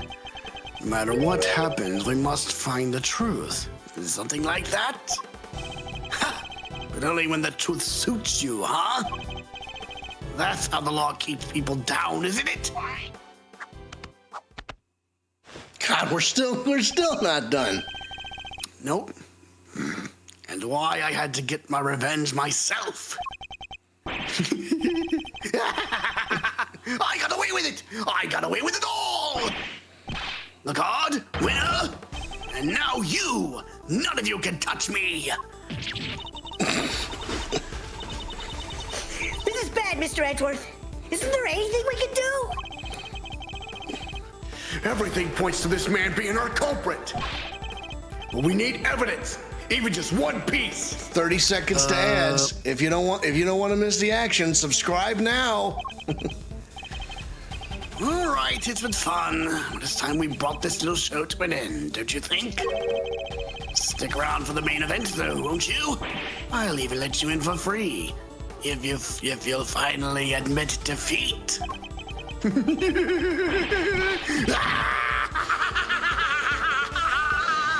Hold it. Wait a minute. Who was that? Hold it. Sorry to keep you waiting, sir. Dummy, where have you been? Oh, no. We can't do this to our fam. So we're going to go ahead and go right back to intermission and wait till we have to find out. We have to find out how these events will conclude with our regular family. But hey, still, if you're watching and you want to know, then subscribe. Why don't you? You can subscribe. Yeah. You can use bits. Anything. There's a tip page on my Twitch. There's a tip link on my Twitch page, and my link tree also has all that information. So anything you can do to support the channel, we would be most appreciative of. Anything you can do.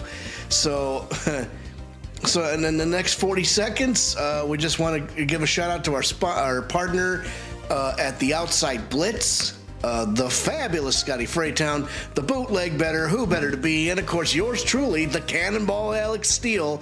Every 2 weeks up until the opening season of the NFL, we'll give you news, notes from around the league. The bootleg better will put together his playoff predictor.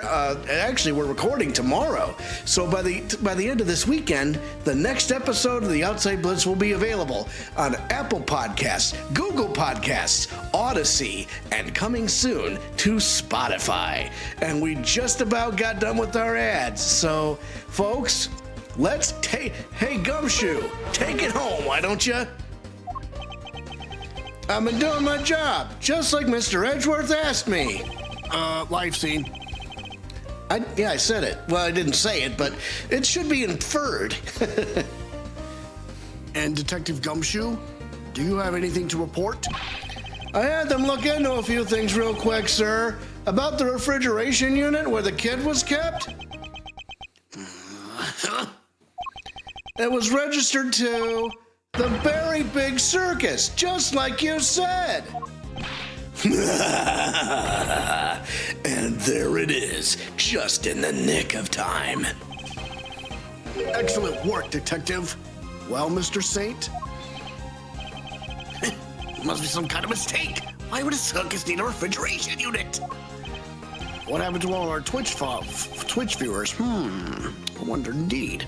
Well, anyway, it says we have 3 still, so I don't know what's going on. Keep going. A valid question, I suppose, but we're no experts on the circus trade. Perhaps we could ask your department manager for her thoughts on the matter. Well, Miss Berry?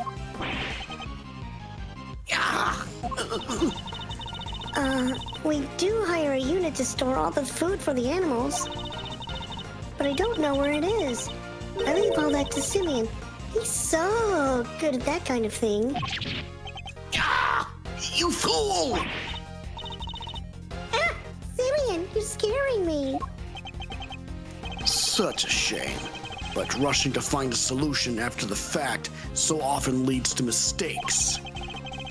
You knew that if the body was found in the unit, the suspicion would fall on you.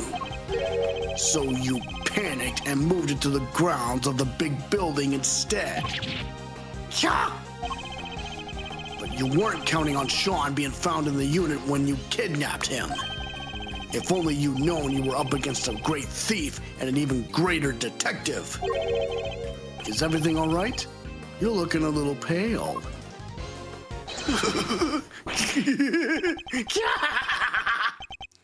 Don't think you've won just yet, Miles. You're missing proof for the most important part of your little theory. I am? Perhaps you can enlighten us? You don't have any evidence that I crushed the presidential faker with that balloon. And I know you don't, because there isn't any. I think so. there is. I'm afraid there is. What?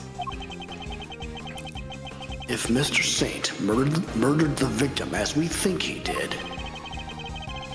there should be traces of your misdeed on this balloon. It's his piece of evidence. Analysis of the balloon basket should turn up the evidence we need. The balloon again? You already have your bullet hole. What else do you expect to find? We, expect to find plenty, actually. Isn't that right, Mr. Edgeworth? If there's truth to be found, they don't find it. He's a hero of justice. He sure is. We'll find something for sure. Mr. Edgeworth has gotten out of way tighter spots than this one. What they said. We believe in you, Miles Reno. And so does your pop. He's looking down on you right now. I know he is. Nice pose. Just stay calm and see this through to the end, Miles Edgeworth. A perfect victory is only moments away. The president's body double was killed by the balloon. Traces of a certain substance will prove that. And you, Simeon Saint, will pay for your crimes at last. I'm looking forward to this. Time to wrap up the mysteries of past and present once and for all. Please, Mr. Edgeworth, deal the final blow to this unforgivably wicked man. This last piece of evidence will prove your guilt beyond a doubt. What should we expect to find on the balloon if it was used to crush the president? The lion lilies. Yep. Yeah, remember that stain? Yep. So go ahead and do it. 2. 3, 2, 1. Take that. Take that! I thought you were going to give me a drum roll. Sorry. When Sean found the president's body, he also found a bouquet of lion lilies. Lion lilies, symbol of the connection between parent and child. A popular flower back in Zhangfa. That's your proof? A bunch of flowers that will be rotting at the dump by now? A bunch of flowers that Sean threw away? So much for your beautiful symbol of parental connection. That's got nothing to do with any of this. Ignore him, Sean. You threw those flowers away, that much is true. But the bond they represented remains as strong as it ever was. The president held on to them until the last, an act which provided us with our final piece of evidence. What? What are you talking about? The flowers Sean disposed of had been squashed flat. They must have been crushed by the balloon. If we examine the basket for traces of lion lily pollen, what do you think we might find? No, you don't need to do that. You looked over the basket just now. Anyway, if there was pollen stuck to it, you would have seen it. Those flowers are bright yellow. Objection! Not all evidence is visible to the naked eye, Mr. Saint. Huh? Emma, Yeah? I'd like to call on your scientific skills once again, if you don't mind. Leave it to me. All right, let's take a look at this balloon basket, shall we? Ah, I got something. Bright bright yellow pollen, just like you said. If it's from the same flowers, it shouldn't take more than another quick test to prove it. What? Checkmate, bitch. And there we have it. You murdered the president, and this murder you carried out yourself. No, how could this, no. You crushed the president with that balloon. Then you loaded his body into the basket and took him to the refrigeration unit. But why? Why go to the trouble of removing the body? Because he knew another incident was scheduled to occur that same evening. Oh, Rosie Ringer's murder. Exactly. If he had left the body there, it would have interfered with his other plans. I get it. And he couldn't leave the body in the refrigeration unit for too long either, right? Indeed not. So while returning to the big building to drop the body off again the following night, he must have observed the fire Sean caused and the Torosaurus head falling as a result. That's what gave you the idea, wasn't it? To frame Sean for the murder?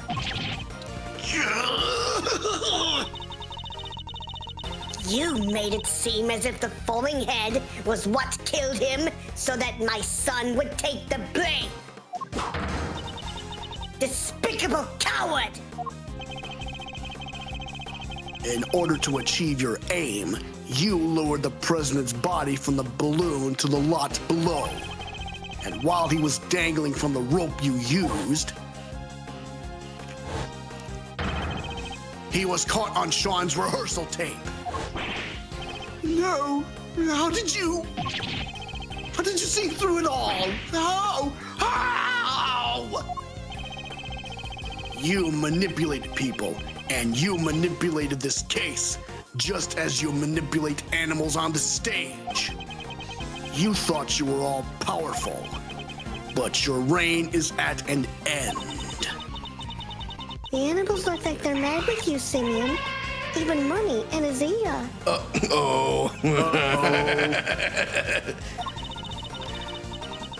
They thought you were their friend, but you're not. They're sad and mad all at the same time. Here they go. Stop it! Stop looking at me like that!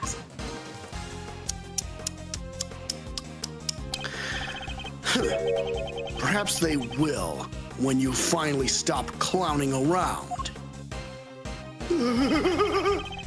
You're not cut out for comedy. Your tale is destined to end with a whimper. Okay, here we go, baby. Dude, get away from me! Get away from me! Leave me alone! Dad, where are you? I'm so scared. I don't know what you're talking about. I've done nothing wrong. Nothing. I'm not the bad one. They are. Why, Bronco? Why did you stop me from going to see my dad? If only none of them did what they did, I wouldn't have had to. I couldn't trust the police. I couldn't trust anybody. I was all alone with nobody to help me. Oh, boy. But that man, he helped me. Candace was the only one who would ever helped me. So what if I used people I had to? Is that so wrong? No, leave me alone. Leave me alone. Ow, that hurts. Stop it. No. Simeon Saint, you're under arrest, you son of a bitch. It seems the game is up at last. Uh-oh. The killer. Oh, boy. Mr. Edgeworth, may I be the first to congratulate you. You have unmasked the person behind this entire sorry affair. Now I am free to... No! Guns are so clumsy, don't you find? I don't have a gun. Please, not only are you carrying one, you are just about to drop it. He must have stolen it from the president after murdering him. This gentleman betrayed the bond of trust. He knew the so-called president was an imposter, and yet he employed me to kill him nonetheless.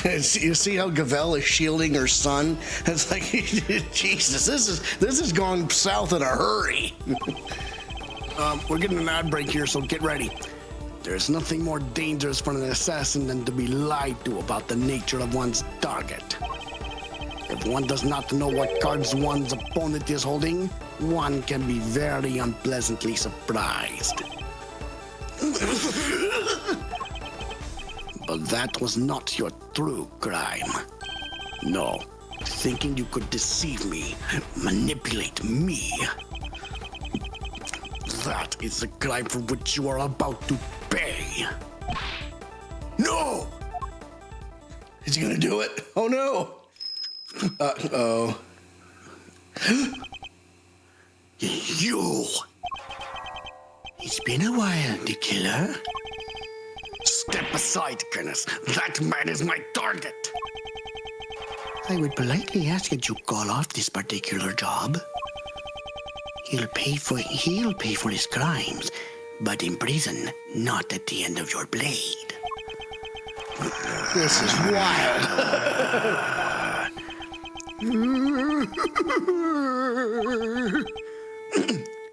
And if I refuse, Let us just say that I might not take the loss of the one life that I ever saved too well.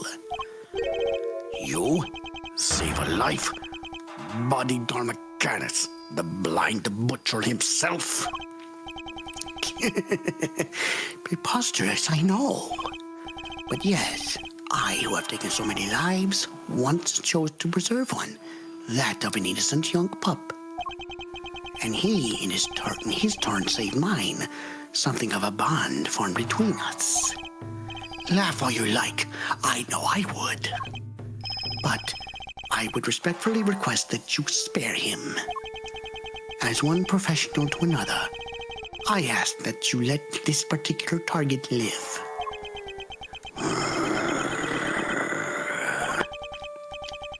Very well. The boy must mean a lot to you. Thank you. I am in your debt. You need not thank me. I simply see little point in the two of us killing one another. Now then, I bid you all good day. No, who shot somebody? No, get back here. You have my thanks, Mr. Edgeworth. This young pup needed to be shown the error of his ways. And you have done just that. All right, I suppose we better be getting back. Our ironclad enclosure awaits. Doesn't it, Helmut? Yes, it does. Hold it! What, another one? Oh, hello. You killed my dad, didn't you, old man? I will not lie. I did. My victims deserve to be remembered at the very least. But I sense a great hatred for me from you, Horned Pup. In that case... Wait, hold it. It's starting in 15 seconds. So, yeah. What's gonna happen? Sorry, folks. We gotta take a commercial break. When we come back, what the hell's gonna happen? Man. Is this... Wow, dude. Wow. Holy jeez. So Dilo says that's one of the best breakdowns. Great, isn't it though? Man, he got his ass kicked by all the circus animals, thrown around by the elephant and shit, and then the face off against the two assassins. Jesus, I can't get enough of this. Wow. Man, I told you this was going to be great. So, let's take a moment to shout out another one of our, they're not really a partner per se, but they are responsible for our shirts. The Steel Twins Gaming shirts you see on our chests, and I want to contact the guy to see if we can get hats made. Face Kicked Apparel. You can find our friend Sean Stockmeyer, his wonderful wife Lisa. They have custom hats, hoodies, T-shirts. You pick it, they stick it. And as per the norm, get your face kicked in with savings. His quality products are one of a kind, and the customer service is through the roof. You'll be so happy with everything. They're also a partner of the Outside Blitz, so we figured why not shout them out on here too. And don't forget one more thing before in the 15 seconds before we come back. We will be going to TwitchCon in October, so the Steel Twins Gaming will be there in full force. So we got 5, 4, 3, 2, 1. Welcome back, live scene. So, Sean, no. You must not falter, little one. Here, you may use my knife. Take it and cut my throat. One sure slice is all it takes. I was growing rather tired of carving my little statues anyway. Don't do it, Sean. You're not like him. No! I want revenge. I want it so badly. Sean, don't do it! Please, Sean, I beg of you. At least I did until just now. I would have done anything to make you pay, no matter how long it took. But you should make those who have wronged you pay. It'll make you feel so good. Trust me. All the pain, all the suffering, it all goes away. It drowns it all out, numbs it. Maybe it does. And listening to you, I thought maybe that's what I wanted. Sean! But it's not just about me. See, I get my revenge. How does that help anybody else? If I become a murderer, my mom suffers 10 times more than I ever would. So would all the people I work with. They're counting on me, and they worry about me. Thoughtful words indeed, little one. Yeah? Well, I get it now. I won't ever forgive you. But I shouldn't be the one who gets to punish you. That's what these guys are for. My mom, the prosecutor, people like that. Sean. Wow. You may be young, Sean, but you're way wiser than I'll ever be. you could at least consider trying to be better yourself, Kay. Very well. Then I suppose we'll be on our way. With me, young pup. On our way? To where? Where else? To the prison. Our home. Our home? Get him out of here. And with that, the case came to an end. A case that had dragged so many people into its orbit.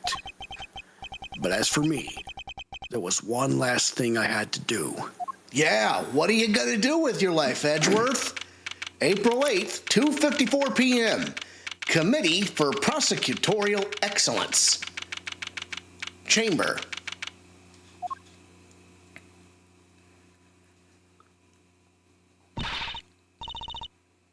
Sorry to keep you waiting, Mr. Edgeworth. What's the big idea, big guy? Want to tell us what we're doing here?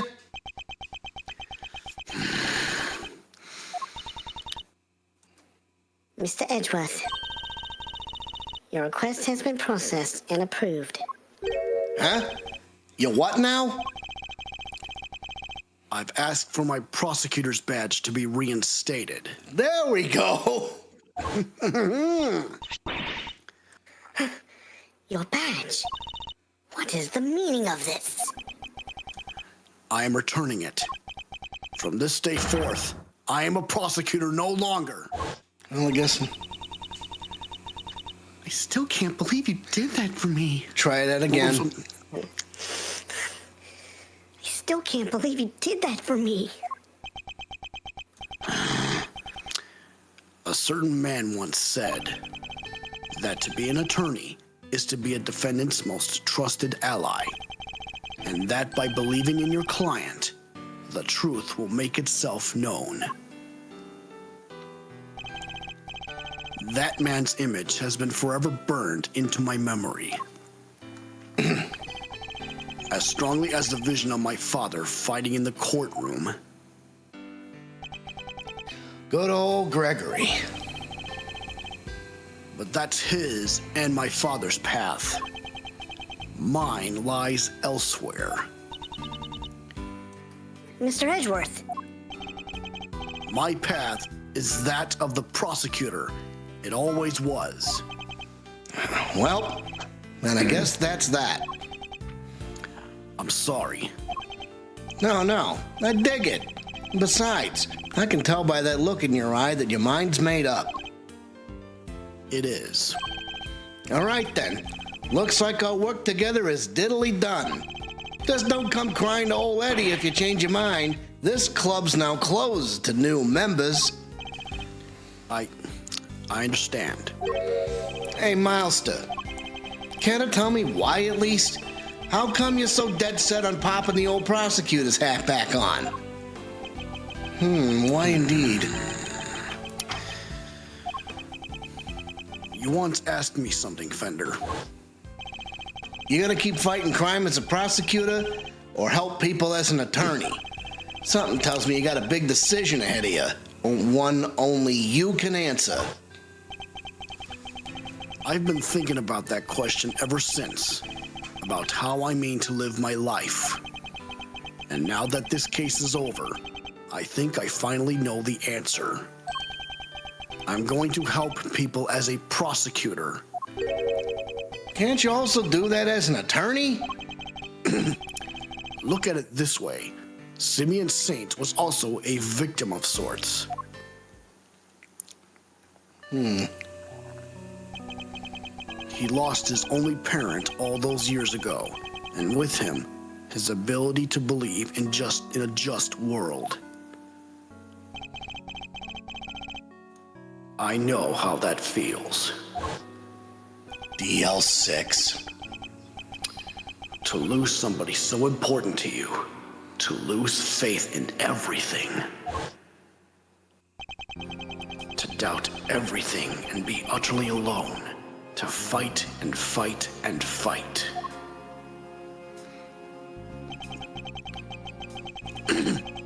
All that I can hope to do is get every defendant declared guilty, so I make that my policy. But I was lucky.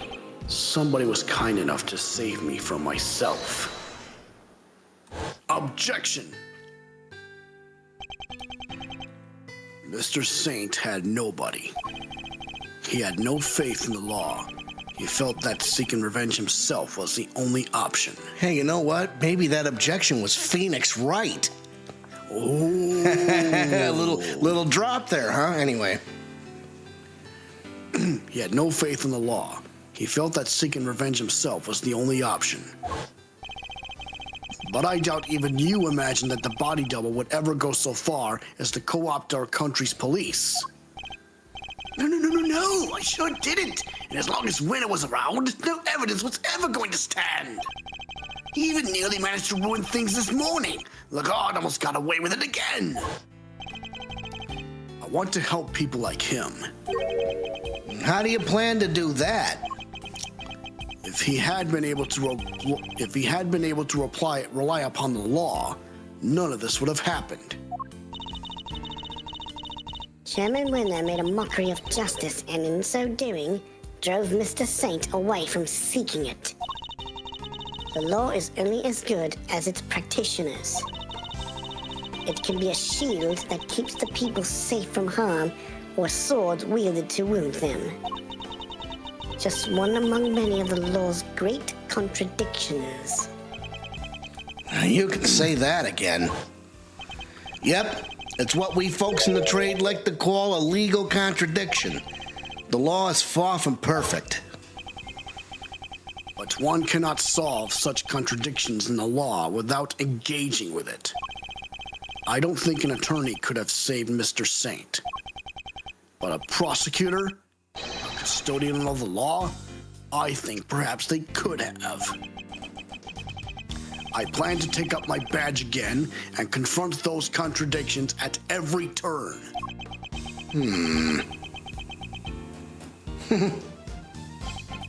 Very Mauserino. I like it. You know it won't be easy. You know it won't be easy breezy though, right? Fighting the law itself, that's lawyering on hard mode. I understand that, but somebody has to do it. No, I don't doubt that. And if it has to be anybody, it should be you. Laws are like people, I guess. They both gotta grow and change. Adapt or perish, am I right? You're gonna smash this, I just know it. After all, you're Gregory's boy through and through. And if there's one thing that man did not know how to do, it's give up. Eyes on the prize and straight on till sunset. That was his motto. You know what? I saw that same determination on your face the second you mentioned taking up prosecutory again. You know what's really grown and changed? Hate to be a great big cheese ball, but you. I only wish your dad was here to see it. He'd be proud as all get out. Fender, thank you.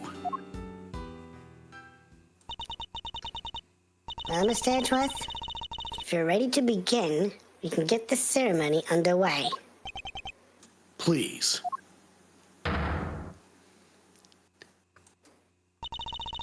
By the power vested in me by the Committee for Prosecutorial Excellence, I, Verity Gavel, do hereby, in the sight of the Almighty Goddess, reinstate Miles Edgeworth as a servant of the law.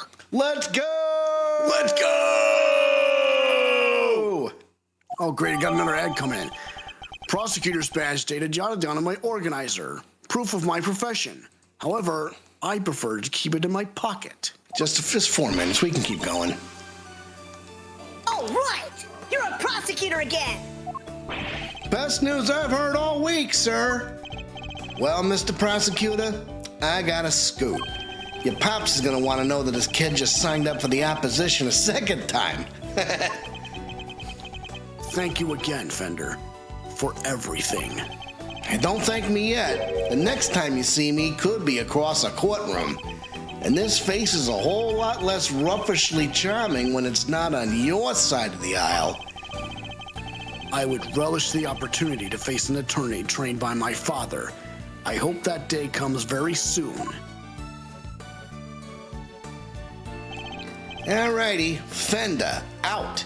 Adios. Welcome back into the fold, Prosecutor Edgeworth. Damn, that's good to hear. Thank you, Judge Gavel. I owe you more than I can say. You do? You strove to right the wrongs of the committee from the inside. That must have been a lonely battle indeed. Not at all. I was never truly alone. That's right! You had the goddess of justice on your side! Thank you for teaching me that it's possible to fight in such a way. The contradictions within the committee are like those within the legal system itself. If we aren't able to overcome them, the real truth will forever evade us. I have you to thank for teaching me that, and for setting me on this path. I hereby swear to confront the contradictions that afflict the law and to overcome them.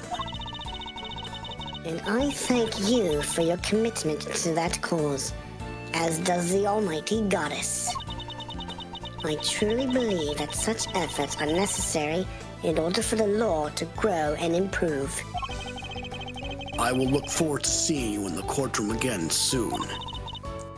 As will I. You did not see the best of me when last I oversaw a trial.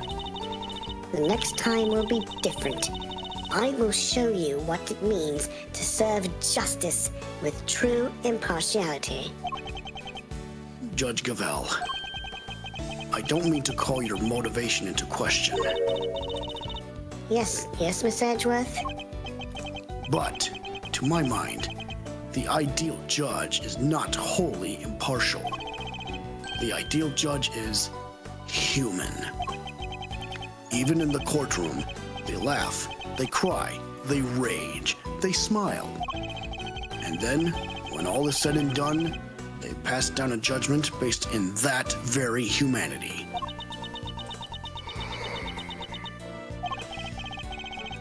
I'm not sure exactly how to put this, but perfection isn't always the loftiest of ideals, and it's certainly not the only thing to strive for. Forgive me. This is my opinion, nothing more. You're right, of course. There are other ways. I thank you for sharing your insights, Mr. Edgeworth. There is another reason I was never truly alone during my long struggle against Chairman Winner. Someone else was with me. Someone other than the goddess. Her son, maybe? Yes. Of course, Sean. This clipping gave me more courage than words can express. Simply having it near gave me hope. No matter how hard things get, no matter how formidable one's opponent, when we feel that we are not alone, we can keep going, no matter how hard the road ahead. Mistakes have been made, but we must fix them, for Sean's sake more than anyone's. Like the mistakes made in the incident in which his father died. So you see, there is something more important even to me than the words of the goddess. Let's just keep going. Though it may anger her to hear me say such things.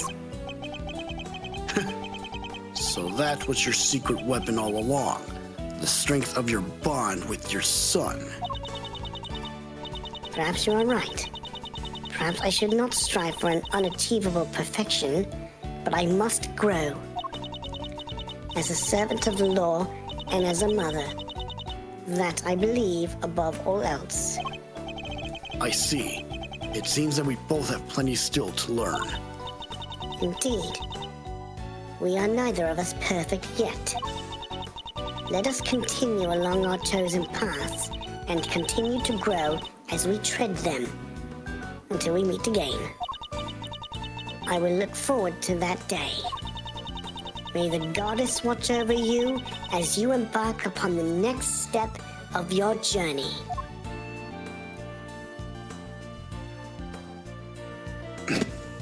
Yep, let's just keep going. Yep. Wow. I lost the title of Prosecutor, and I'm doing so, and I've seen a new way forward, a new path of justice, and I'm determined to follow that path until it finally leads me to the truth, no matter how hard it might be, no matter what obstacles might arise. Woe betide anybody who stands in my way, for whoever they may be, whatever they might say, I will lift up my voice and shout, "Objection!"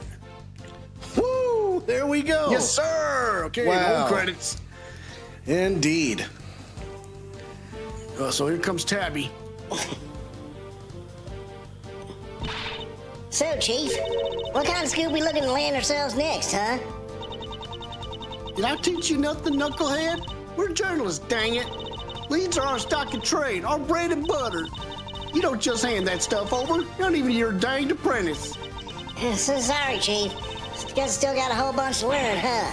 Well, all right then, better go track down some leads my own self. That's the spirit. You go get him, champ. Before you mosey on down the way, mind sharing what kind of leads them there leads might be? Huh? But Chief, you... Come on now, I'm pretty much your editor, ain't I? can't hold out on the boss. Ah, come on, Chief, it's cold. Jesus. So, all right, we'll keep going here. Here's Gumshoe. And the killer.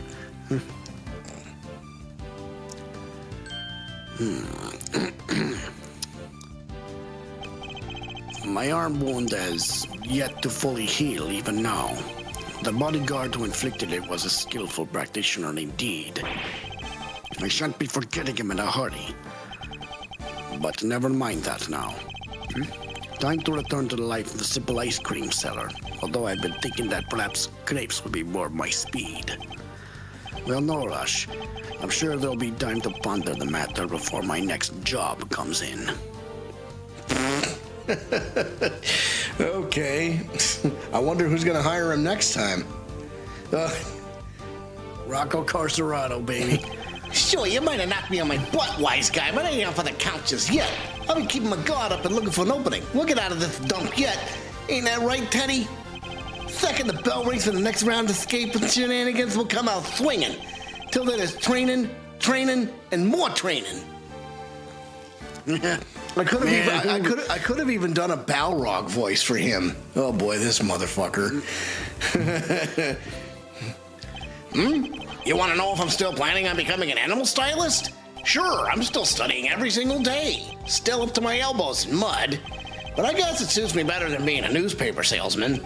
I plan to make it my new career when I finally get out of here. And what's that? Is my release a few more years away? A few more years away now because I helped Lord the Guard? Why do you think I'm being so nice to these stupid freaking animals? I don't care about the freaking license. I just want to get out of here. Why me? Oh boy. Never forget your first. You never forget your first perp. There's Regina. I was so shocked when I learned what Simeon had been up to this whole time. I trusted him. I was his boss. Still, can't sit around being sad forever, I guess. The show must go on. We can't let the magic department and the ventriloquy department get the better of us. We'll light up that stage and blow away the competition and all those awful memories with it. Of course. Yeah, how about a brand new Big Berry Circus? Oh, and this guy, this creep. I must have gotten soft in my old age, haven't I, boy? Yes, I have. 18 years ago, I saved a life, and the troublesome child is still keeping me busy to this day. And now here we are, back in a cage. Well, we'll have company soon, at least, won't we, boy? Yes, our friend the pup. Things certainly won't be dull with him around. No, they won't. Boy, oh boy. Man. Here we go. Samson, take a roll in. What dessert shall we eat? Chocolate cake, sticky and sweet? Oh, so soft, fluffy, and light. You'll be dreaming of it tonight. I'll always be waiting for you, Judy. And I'll come visit you every day, just like you and Eddie did when I was in here. We have so much to thank him and Mr. Edgeworth for. Most of all, the fact that I get to eat your delicious desserts again, Samson. And not just you. They gave me permission to keep providing sweet treats to everyone here. I guess spreading the gospel of candy making for all these years is finally paying off. I like that guy. He's awesome. And I like Judy too, even though she did. She did what she did to nail Gusto. Oh boy, here we go.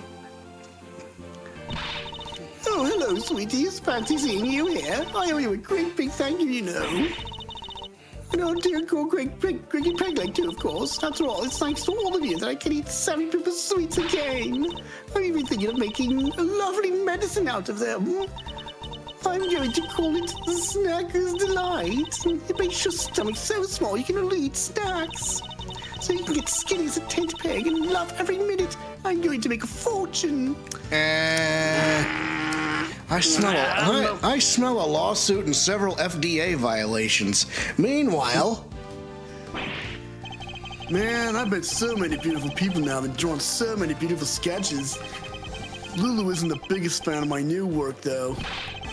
She took one look at my sketchbook and hit me over the head with it. Bam! Just like that. And then she left. Guess that's one less beautiful person in my life now. So I got a big decision ahead of me. Do I follow my art or follow my heart? By heart, I mean new girlfriend. You got that, right?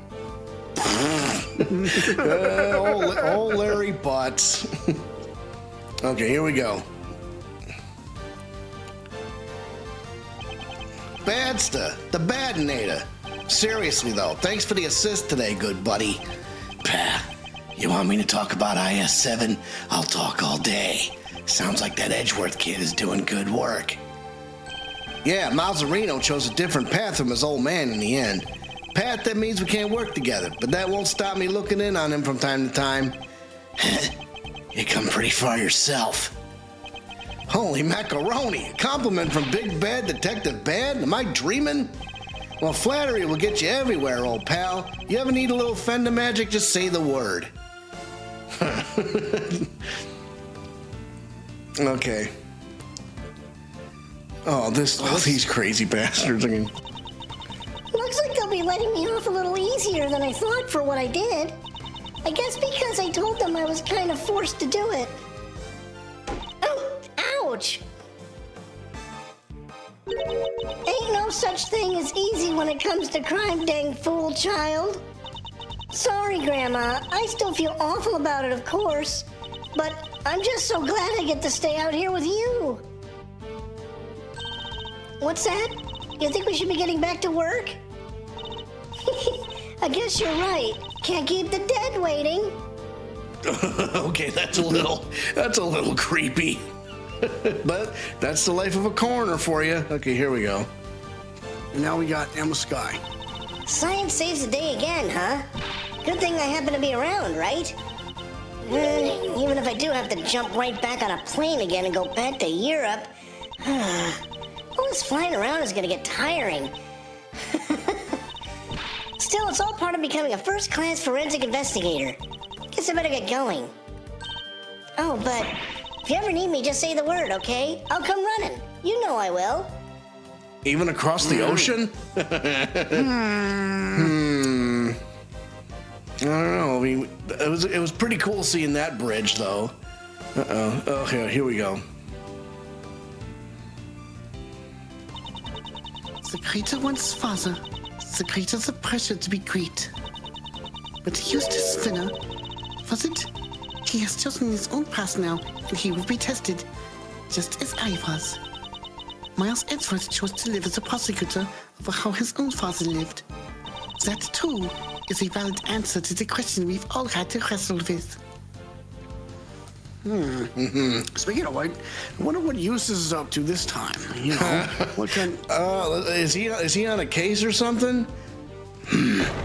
Back off. My father hid a secret, bore a burden. I can only have imagined.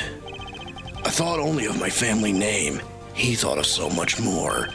He thought of our entire nation. I mean to carry on that legacy, to fulfill his last great wish. Even if our president was an imposter, even if the real president is long dead, even if it takes all my effort and all my men's effort, Zhang Fa will rise again. I can't wait for you to see it. He was one of my favorite characters in this series. Yeah, buddy. Oh boy, this crafty bastard. I gave up on the winner thing. Told everybody to stop calling me that.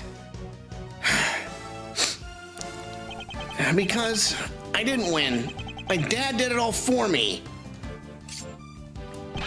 I'm gonna start again from scratch. I won't let what he did ruin everything. And pretty soon I'll be better than him, and better than Edgeworth. So watch out. Now, first order of business, get a new nickname. Well, I'm dying to hear what it is. I kind of hope we hear from Chairman Winter again, just because of that voice. Well, you probably won't. He's in jail. Well, it was uneventful to say the least. We got it done. The movie's going great. I think the murder stories in the Casa magazines might have helped.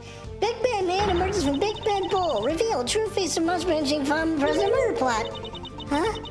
Wait, this is a picture of you, Mr. Powers. What? But why? Hey, it's not so bad. After all, it'll make people come and see the movie, right? Yeah, I guess. Yeah, I mean, these... Okay, What's this? Oh. heads up. I very much enjoyed the movie, Sean. It's nothing. Wasn't even a big part. A boy who befriended both Torosaurus and Gordy? They don't come any bigger than that. And it was a role you were born to play. You think? Well, it would be cool to be in the sequel, I guess. And I kind of like acting. Hey, can we pick something up before we head back? I wanted to get some lion lilies for my dad. Of course. And I will buy some too. For Emily. Aww. All right, here we go. What are we doing here? Oh, we're back in the office. Okay. April 8th, 4:17 p.m. Prosecutor's building. High prosecutor's offices. Back where we started. Whew. It's been a busy few days, huh, sir? Unbelievably so. How did so many important cases all come along at once? There's never a dull moment when I'm around. Guess I'm just lucky that way. Wait, so all that stuff happened because of you? No, dummy. How could you say that? And yet, I don't think the good detective is entirely wrong. Well, Kay, what now? Will you be returning to your thieving practice? Yeah, good question. What? You're not sure? How can I put this? I guess I feel like I've been trying to follow in my father's footsteps this whole time, you know. Kind of like somebody else we know around here. Trying to become a great thief, just like he was. The Yatagarasu, or a Yatagarasu at least. But watching how this all panned out for you, Mr. Edgeworth, it got me thinking that maybe I need to get out from under his shadow and live my own life, too. Just like how you decided not to do the whole attorney thing. It's time to make our own fate. She's right. After all, nothing thrives in the shade. I'm gonna be my own hero. That sounds like an admirable plan indeed. I won't be giving up the name, though. Can't not be the Yatagarasu, right? Whatever name you pick, you'll always be Kay to us, Kay. And you'll always be a hero. Aw, thanks, Gummy. You'll always be my Gummy, too. You bet I will. And I'll be doing my detective thing just as hard as always. So I'll be counting on you, sir. Yes, and I'll be counting on you too, Detective. Just as I've been counting on you these last few days. You've helped us out too many times to mention. I think your next salary review may come as a pleasant surprise. Huh? Huh? Well, wait. You mean... What's the matter? I'm saying I'll see to it that you get paid a little more, Detective. You will? This is unbelievable, sir. No way. Go, Gummy. It's like a dream come true. I can finally leave the instant noodle life behind. But don't think I'll be letting you rest on your laurels. Your work won't be getting any easier. I hope you understand that. Yes, sir. Understood, sir. I'll give you everything I got. Just you wait and see. Fender and Judge Cavell set me on a new path in life. A path on which I will face down every contradiction that the law has to present. A path at whose end lies the ultimate truth. Ad break in 30 seconds, but we might be getting off the ride here anyway. But can I really do this? I'll need to give it some serious thought. It certainly won't be easy. Nonetheless. Mr. Edgeworth, there is another reason I was never truly alone during my long struggle against Chairman Winner. Someone else was with me. Someone other than the goddess. Of course, Sean. This clipping gave me more courage than words can express. Simply having it near gave me hope. When we feel that we are not alone, we can keep going, no matter how hard the road ahead. So that's what your secret weapon all along. The strength of your bond with your son. The strength of my bonds. Oh, I almost forgot. What? What is it? I was trying to find other members for my Yatagarasa team, right? I do vaguely remember something about that. I never even found a single one. We were going to be unstoppable in our quest to steal the truth. So much for that little pipe dream. You're kidding, right? You already have a team. A team that can solve any case the world cares to throw at it. Yeah, I guess I do. The prosecutor, the detective, and the great thief. Between the three of us, we can hunt down the truth, put it in handcuffs, and steal it once and for all. I can't help feeling a little sorry for the truth in that case. As long as the three of us stick together, we got nothing to fear. Right, Mr. Edgeworth? Indeed. Nothing at all. There we go. My father followed his own path right to the end. And now I follow a path of my own making too. But not alone. I have some colorful companions to help me. As long as they're beside me, I won't lose my way. It's a new path and a new me. And I'll be walking it as a prosecutor, not an attorney. My father's path and mine are different. But they're not as separate as they may seem. Though the routes differ, the destination is the same. Because of course, both end at the truth. Wow. That's look a at cool that. shot. That's a cool shot right there. That's going on a picture frame right there, buddy. Mm-hmm. Well, the archives have it for sure. Fiend! That's it. That's the end of that case. That's the end of the game, and that's the end of the series. New items New items unlocked. unlocked to the Gallery. Well, that's gonna be it. That's it for Ace Attorney for right now. We're gonna get to the lobby. Gonna get to intermission, and we want to take this time to say thank you so very much for all of your support over these years, man. Ever since 2022 and all that, oh man, it has been nothing short of amazing. And thank you so much for all of us, all you guys who made us Twitch affiliate status. Yep, you guys, we would not have been able to achieve the success we have without you. It's actually kind of a bittersweet moment. It's like, wow, the Steel Twins Gaming aren't going to be doing anything Ace Attorney related for a while because we finally did it all. Wow. So, but yeah, well, I know this is a Professor Layton Phoenix Wright thing, but maybe let us think about that. Let's mill over that. But we might take a little bit of a hiatus just to figure out what project it is we're going to do, but it's not going to happen for long.